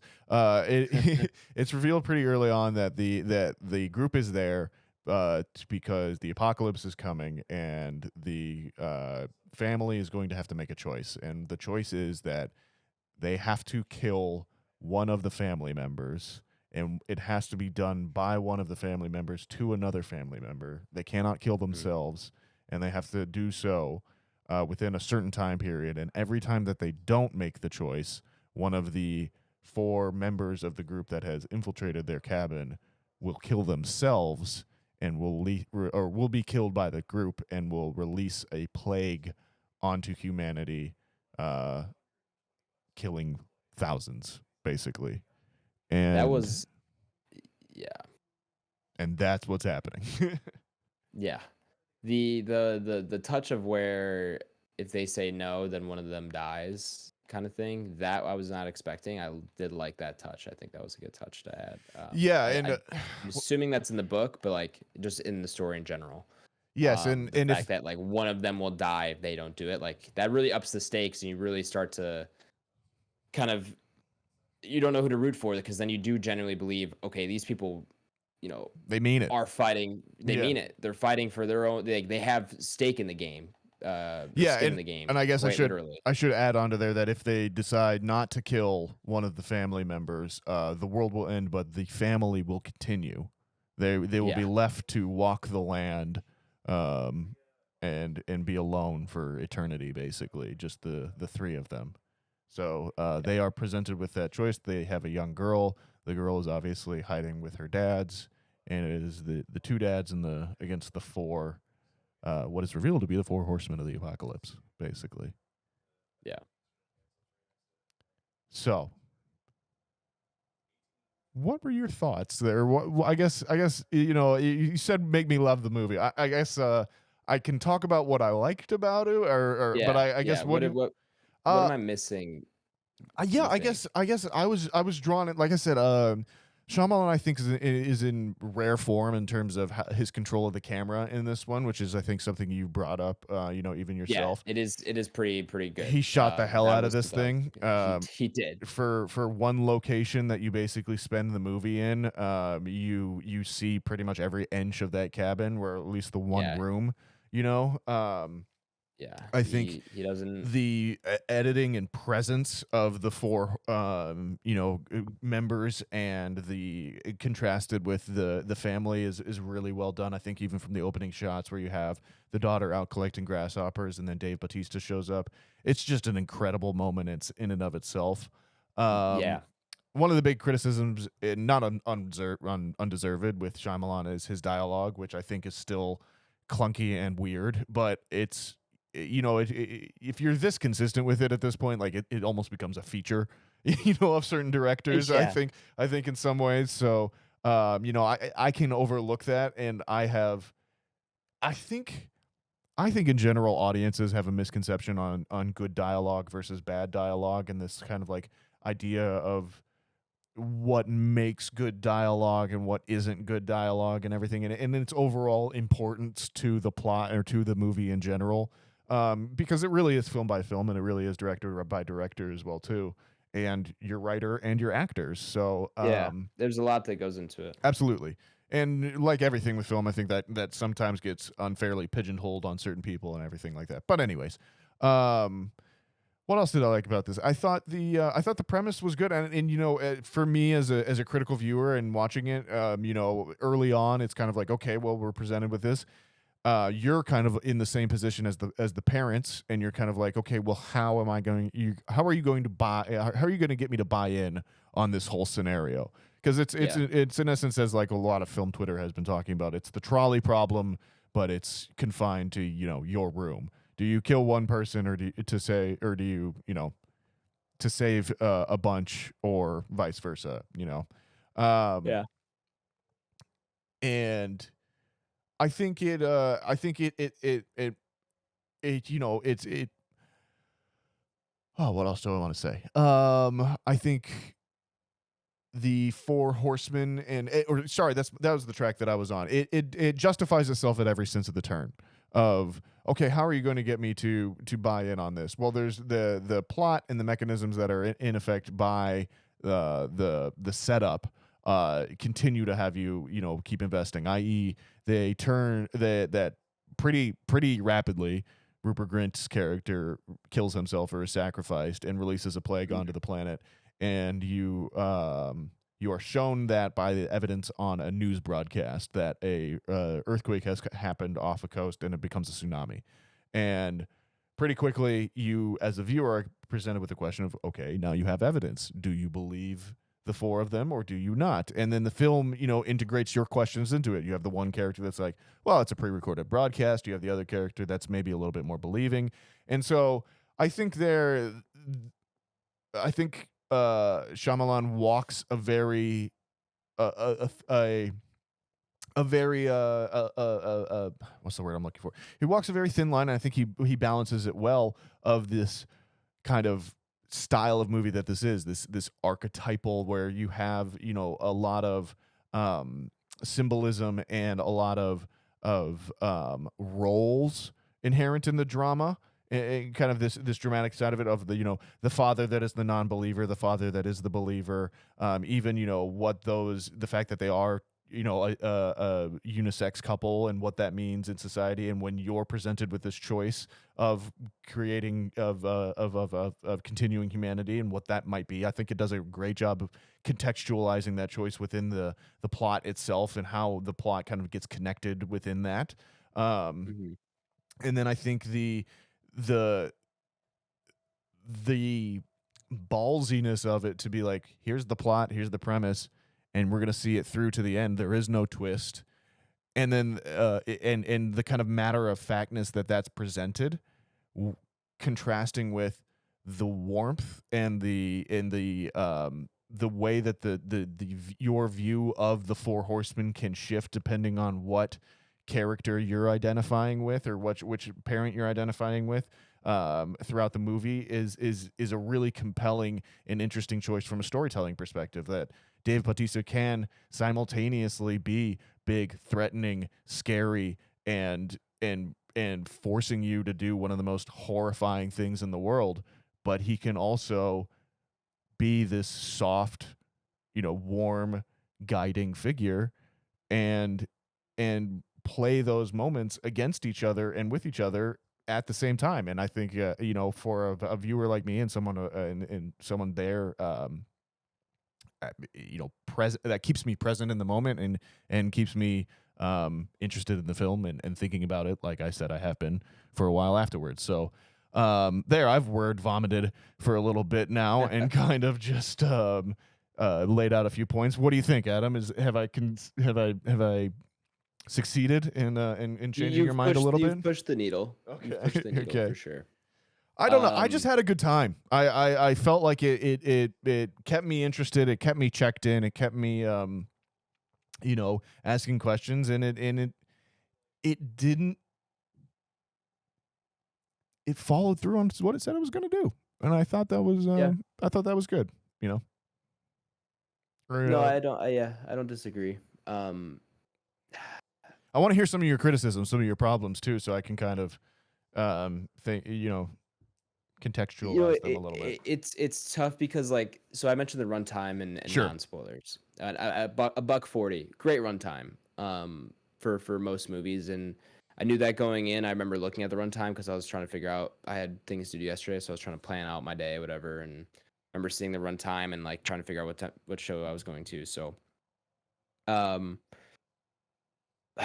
it isn't that I felt like the movie was overly long, but it did lose me in certain parts where I just didn't feel the urgency as much when they tried to slow things down. I would have rather this been things are happening very quickly and I don't. The problem is like I generally don't know if they could have done it any differently. I don't know if they could have sped things up.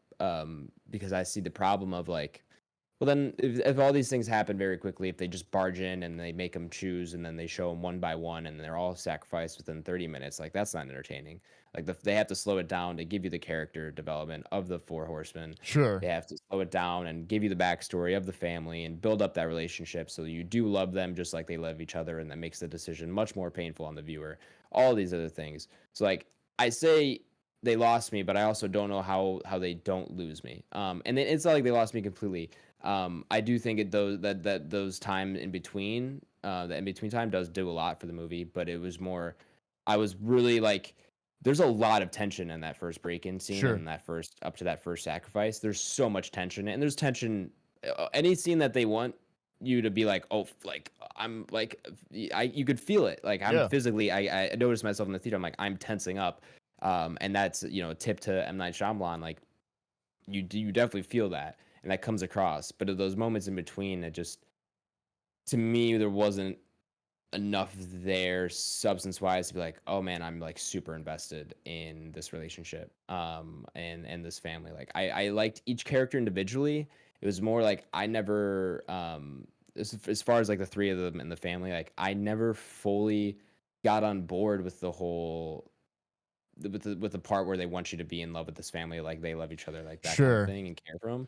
I liked each character individually. I think Andrew, the dad who survives, like to me, he really pissed me off throughout the movie. Like, it just I wasn't.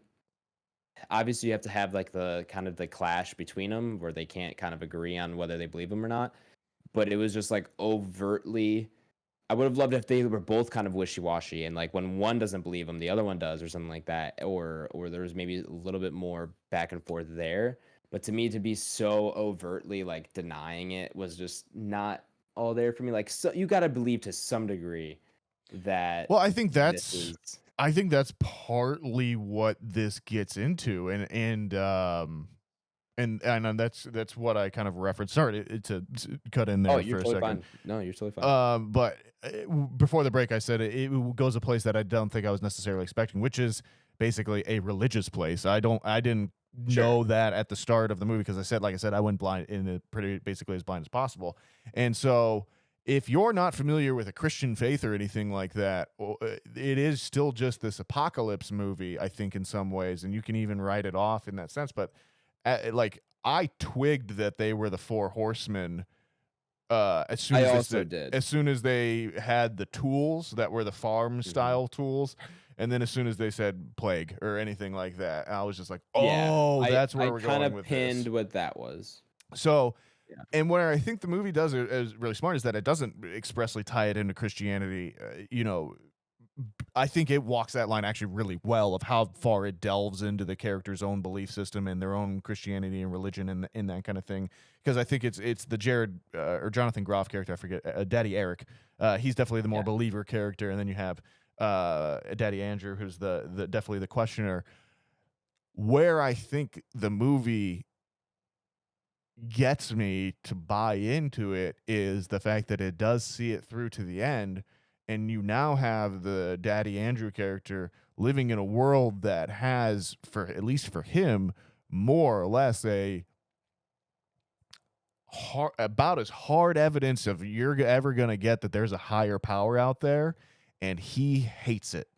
He is left with nothing but anger about that for what he was forced to do. And now all of the possible comfort of religion that he would have had is completely gone. And I think that leaves him as a character in a very interesting space, particularly with what the Jonathan Groff character, what he said his vision is and what he thinks is going to happen. How would we end up in that kind of scenario, so that I think as a viewer that wasn't going and expecting that, I was like, wow, that movie really went into this kind of religion, but this skewed view of religion and also this like skewed view of a higher power that's not really tied into any sort of religion, but asks these kind of very complicated and very nuanced questions about our belief systems and Sure. how far you would go for them and what it might mean if it is real. Which I think in the year 2023 is kind of interesting stance for a movie to take. You know, and I'm not sure it's all that of a positive one at the end of the movie too. You know, I think it's a little bit more ambiguous than, you know, everyone might think.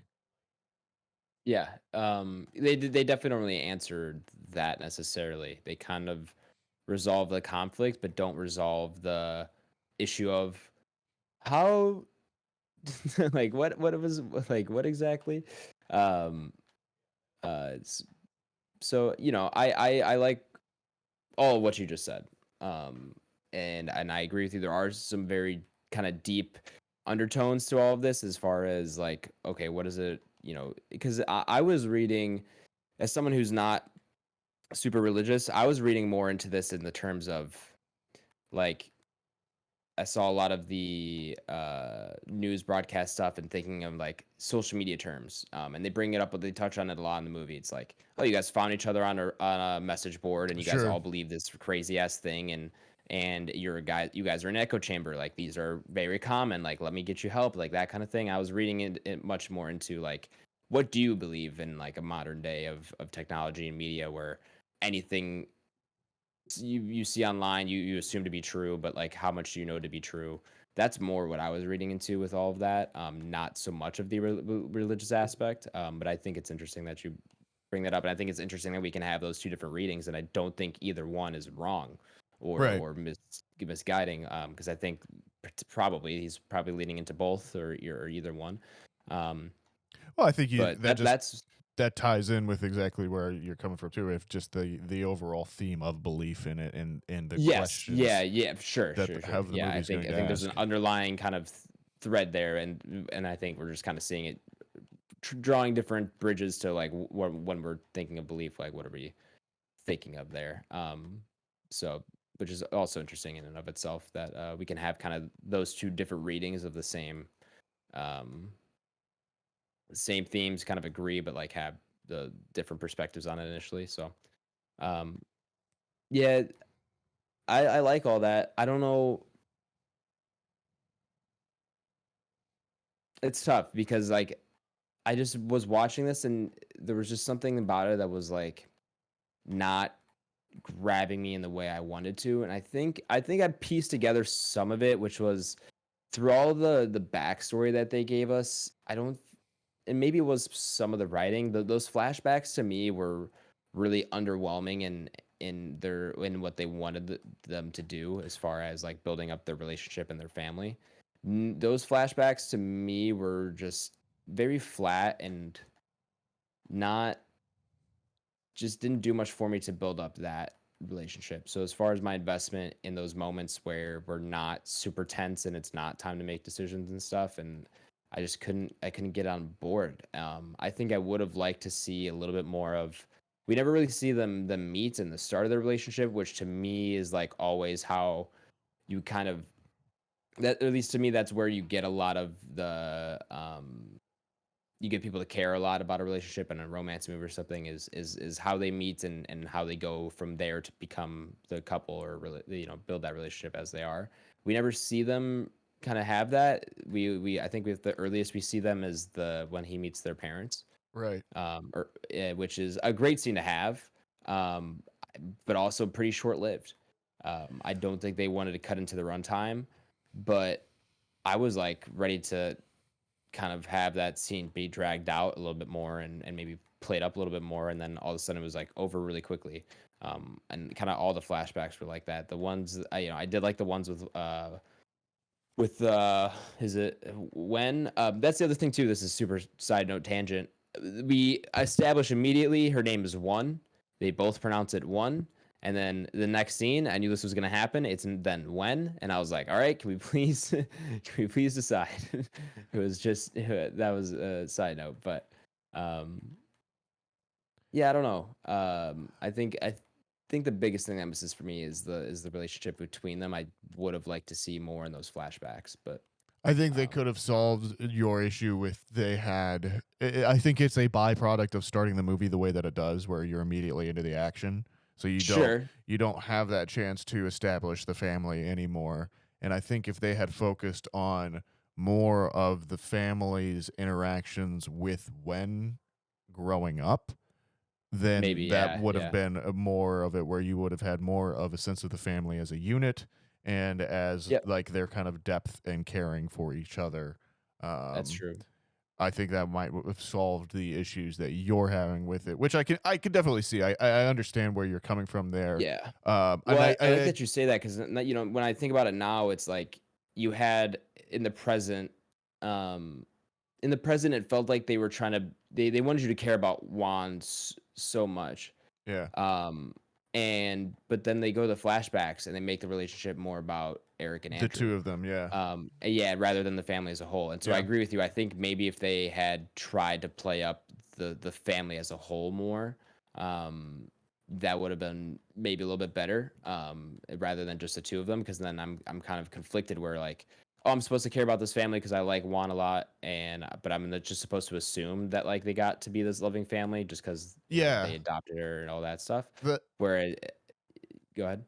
just to coincide with that, that is a criticism I have too. Is I think the movie does a really goes out of its way to establish Wen as a um articulate character in the first 10 minutes, and then kind of Mhm. sidelines her for the rest of the Sidelines movie. are, yeah, well, Uh, that was my thing is like, oh, they kinda built her up to be, like, super intelligent, kind of, for mm, her age, of course, and, like, very competent, is out and on her own catching grasshoppers, she's got a little spreadsheet going, so she's great, and then, they gets to, like, the time where it's like, "Oh, we gotta make this decision." I was hoping/thinking they were gonna go into, like, the 2 dads can't agree or anything, like, well, what does Juan want? Because ultimately it's supposed to be the family's decision, but really it comes down to Eric and Andrew.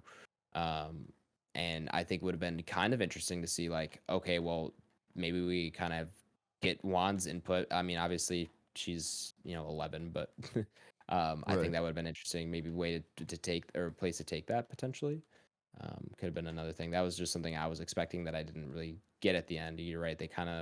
They make a big deal about her, but in the grand scheme of the plot itself, as far as like the things happening, she's kind of just more of like a factor than like anything else. She's Right. just kind of something the audience is there to kind of care about in addition to the dads, Which, rather, you know, yeah, I mean, if you want to write that off, I guess if you want to no prize it, you could say that maybe it's a studio thing, maybe it's just a general Hollywood. You maybe, don't want to put kids in danger that much kind of thing, sure, as well too. Who knows? But yeah, I'm with you. definitely, I'm with you there. I think that's yeah, a valid criticism. But yeah.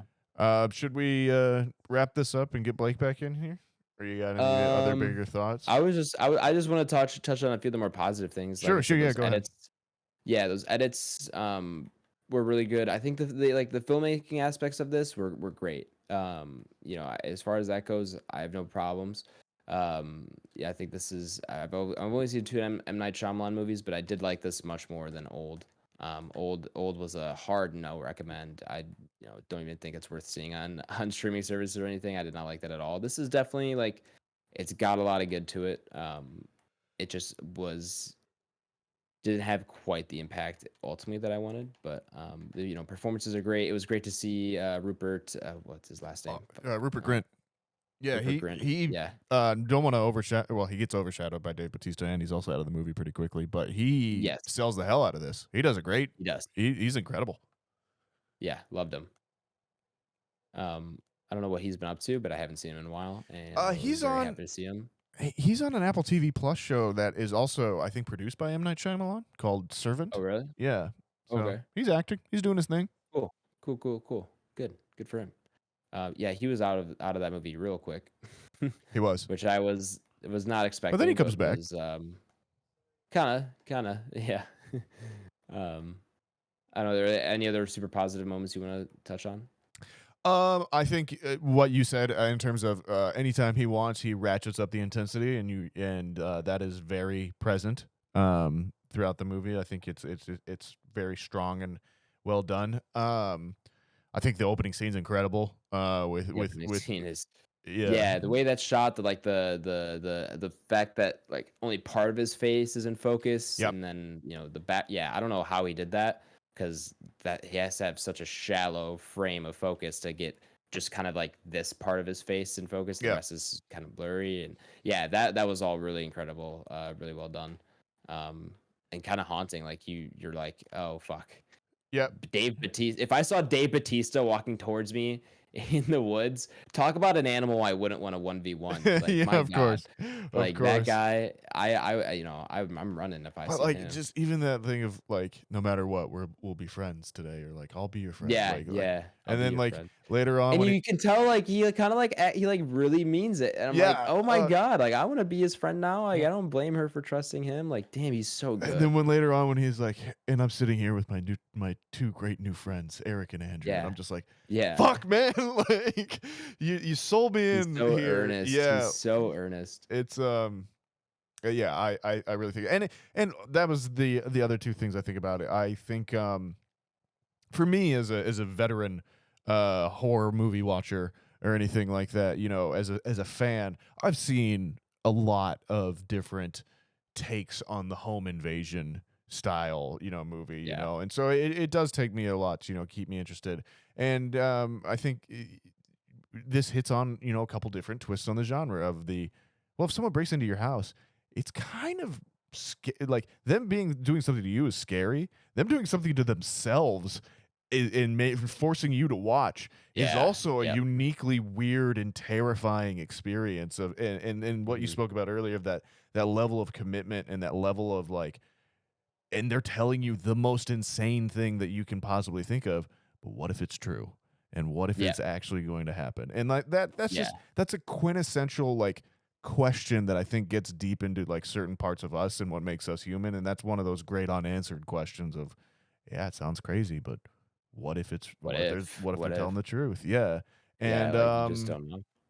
and you know that's always a smart place to base your film, and a smart theme to hold at the core there. And I think he plays it out really well, you know. And I'm coming across sounding super positive, you know. We'll see where I put this on my entropy list, but Potential Entropy list. potential entropy list, yeah.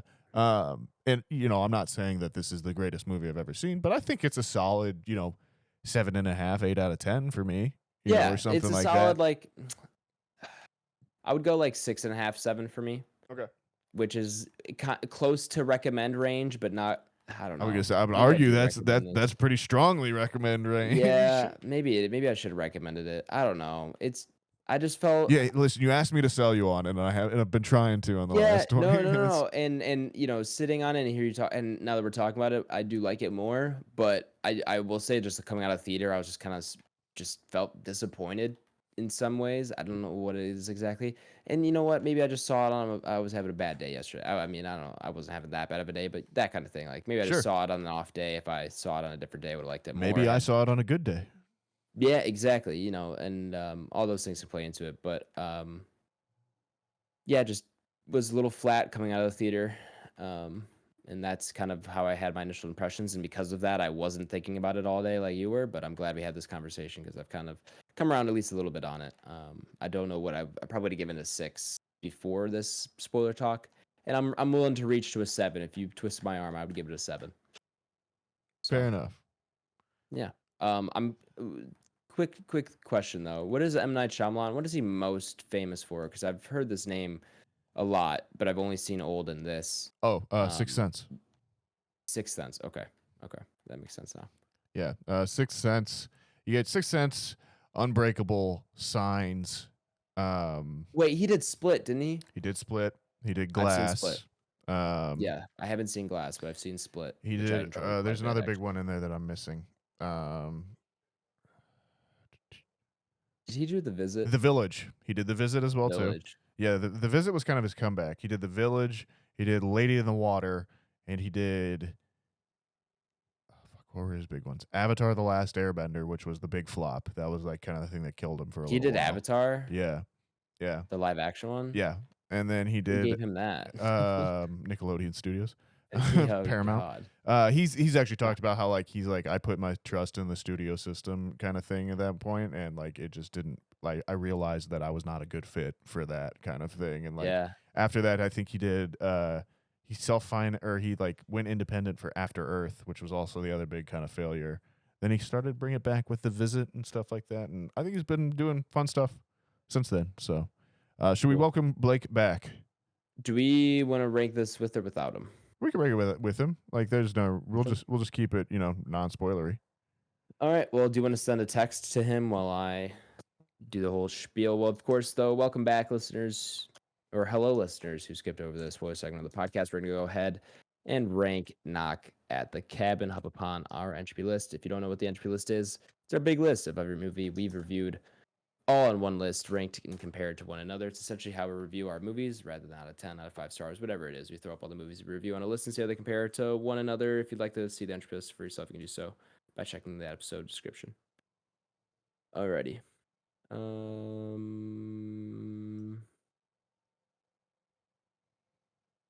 right. What would your tentative ranking be? Yes. So this is not. Oh, you know what? I say this is not officially going on the list, as I almost added it to the list. My tentative ranking. So yeah, this will not be officially added to the list, but if it were to be added to the list,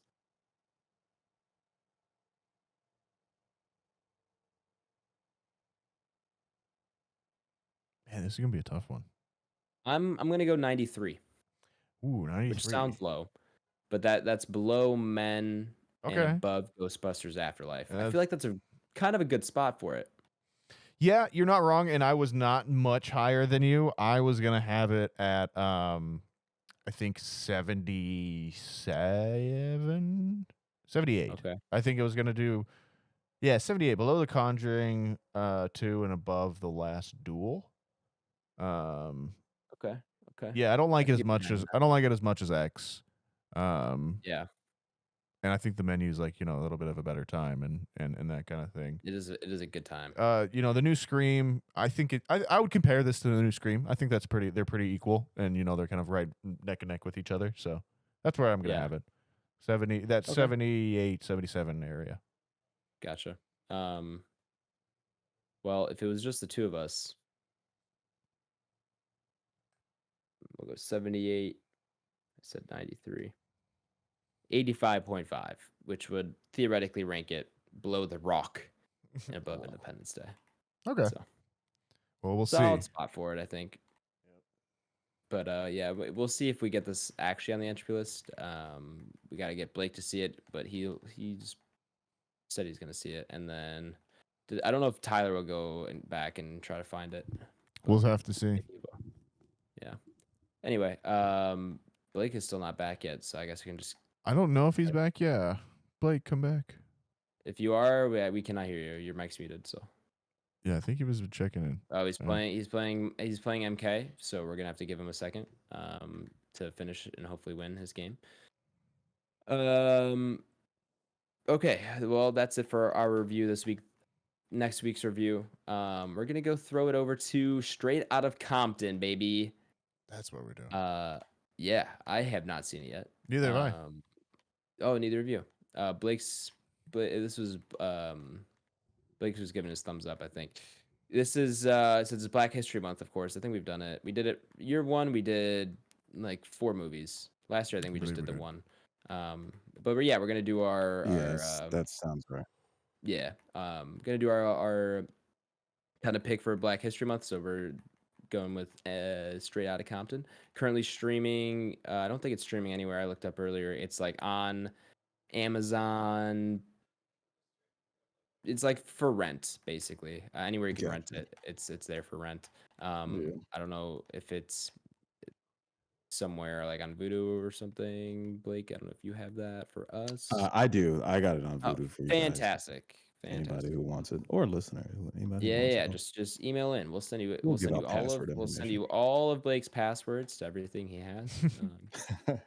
And yeah. So yeah, join us for our review of Straight Outta Compton next week. Nathaniel, do we have a 5-star review by chance? I believe we do have a 5-star review. I just need to pull it up here for us and not be caught on my back foot like I did. Yeah. While we're doing that, real quick, Adam, did you say this was only the second M. Night Shyamalan movie you've seen? We discovered it's the third. Have you seen? I saw- Have you seen I- The Village? I've not seen The Village. I've only seen this, Old, and You Split. split. I figured. Okay. So it's Yeah, I unfortunate. think so the Sixth Sense is probably what he's most famous for, as Nathaniel said. The Village is up there. I feel like I'm missing something else. There's The Signs. Happening, which is like a Oh, I forgot B about The horror movie. Happening. Yeah. Yeah, with Mark Wahlberg, actually. Yeah. Signs is the other big You one. may get a kick out of that, to be honest with you. Very B movie-esque, but like it's pretty good, man. I haven't seen it in a Say while, but Signs. I'll I've heard always of watch it. Signs. Signs is my other favorite M Night. Okay, so he's got actually quite a few that I've heard of. Okay. Yeah, Oh, yeah, I there was a mean, time when yeah. he was Well- appointment viewing. Like after The Sixth Sense, he was big. Yeah. Yeah. I'd say about 3 or 4 of those are actually pretty good films, for sure. Does he always do cameos of himself? He does. Yeah. I noticed that in Old. I noticed him there because in Old, when I saw it in theaters, he was like, I think it was right after the pandemic ended. He's like, he did one of those director things, like, oh, thank you for coming to the theaters, all that. And I was like, oh, I didn't know that. I've never seen M. Night Shyamalan before. Cool. And then I saw him in the movie. I was like, oh, okay. Yeah, he typically does a little cameo. Yeah, because I saw him in this one too, and I was like, oh, there he is. But anyway, 5-star review. I believe this is the one we are up to because we have so many. But if you want to give us a 5-star review on Apple Podcasts, we will read out what you say in that 5-star review. You can be nice, you can be mean, you can be funny, just don't be evil. And you get to listen to it, just like Weavon Harris, who says, good listen. 5 stars. Thank you, Weavon. Truly enjoy listening to this podcast. Great guys and great jokes. Thanks, man. We appreciate it. It's that simple, folks. So if you want to hear my velvety voice, or anyone else's, really, you can request someone else to read out your review. Just give us 5 stars in podcast, and we will do so. And it helps us out, helps us grow, which is what we want to do. And you can help us That is by the doing goal. so. Adam, plug us. Of course, well, as Nathaniel just mentioned, we want to grow, and we cannot do so without the help of our dear listeners. That means you, dear listener. Whether you're cleaning your bathroom, cleaning your car, or in your bathroom. Share the podcast, share with a friend, a family member, a home intruder, whoever it is. Just share with them. Let them know. Hey, you like movies? So do we. We could maybe get along. It's casual. Casual movie talk. If you've already shared the podcast, you can go ahead and also support the show by following us on Twitter, which is where you'll get updates such as us canceling our last week's episode and letting you guys know that we are reviewing a different movie for this week's episode. And we're switching Lord of the Rings, which I believe, we didn't mention that. Lord of the Rings will be reviewed at the end of March, I think, because it goes Straight Outta Compton, Ant-Man and the Wasp, and then it'll be Oh, boo. Lord of the Rings. Mhm. Hey, I've heard it's good. So yeah, we'll still be reviewing Lord of the Rings 2 Towers, but which I started and I was like, you know what, I don't care if this is 4 hours. It's so good. It's good. Oh, you finish it? No, I didn't finish it. I got like halfway through, but because I was like, I'm gonna have to probably rewatch it anyway in 3 weeks if I Sure. wanted to review it properly. So I'll just save the rest of it. Anyway, sure. Follow us on Twitter. That's where I was. Follow us on Twitter at Banter Row, on Instagram at Back Row Banter Pod. Our YouTube is just Back Row Banter, and then our email for any questions, comments, concerns, grievances, or anything of that sort, of course, is backrowbanterpod@gmail.com. BlakeHolder, where can the people find Yo. you at, my man? Letterboxd, BlakeHolder, so we can be on there, log some things. I need to get a censor review on there, so I really like that. And actually may try to get into infinity pools as well with Mia Goth and Alexander Skarsgård. So that's all I got, and we'll go back to Adam. Oh yeah. You can find me on Twitter at H24, on Twitch at twitch.tv/H. Have a tournament this weekend, and well, I've like it's stupid, but I have a tournament like 4 days in a row: Saturday, Sunday, Monday, Tuesday, online. These are the kind of qualifiers for the Charlotte event that's coming up at the end of February. So I'll not sure if I'm streaming them yet. I'm deciding. Basically, I'm playing on Xbox. I've been playing on Xbox for a year, and PC has a distinct advantage online because it's just there's no input delay where there is on Xbox and all this other stuff. So I'm like, maybe I just play on PC for the tournament and not stream it, because the whole reason I play on Xbox is so I can stream. Anyway, may stream it, may not. We'll see. Anyway, you can find me there still on Twitch. I'll be live. Been live pretty often. Anytime I'm playing Halo and scrimming, I'm live. So catch me there. And on Letterboxd at I think it's just H there. So Nathaniel, want to kick us off here or get us out of here?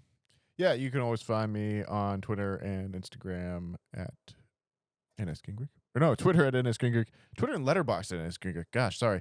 On Instagram at NathanielG92.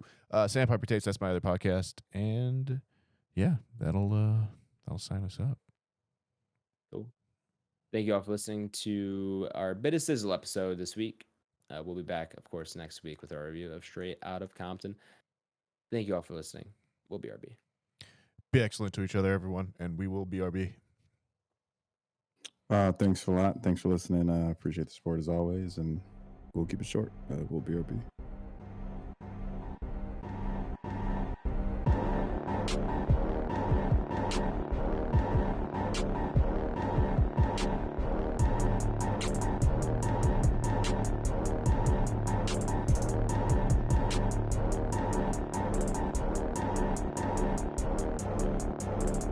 America. Ready for another lesson. I have a horrible new obsession, which is the fucking game pigeon pool. Does anyone else mess around with this? No, you've got me What is lost on that? that. I don't. Game Don't quite know pigeon, what you're like talking about. if you guys have iPhones, it's like a little app you can play with people in text and in Yeah, messages. yeah, Game Pigeon. I'm familiar. Oh, like, is that just not like pool and like yeah. basketball? No. Okay, it's I got cool. you. I got you. Yeah, okay, I'm with you. Yeah, I wasn't quite sure it was called the game pigeon, but I'm with you. Yeah, it's Send horrible. me some games, Nathaniel. We can play. Yeah, What do you I'm play on there? well, I've gone through phases. I had I started with the word games, and then I went through battleships for a while, chess for a bit, and recently I've been doing the pool one. But Pool one's fun. 8 ball. yeah. 8 ball's good.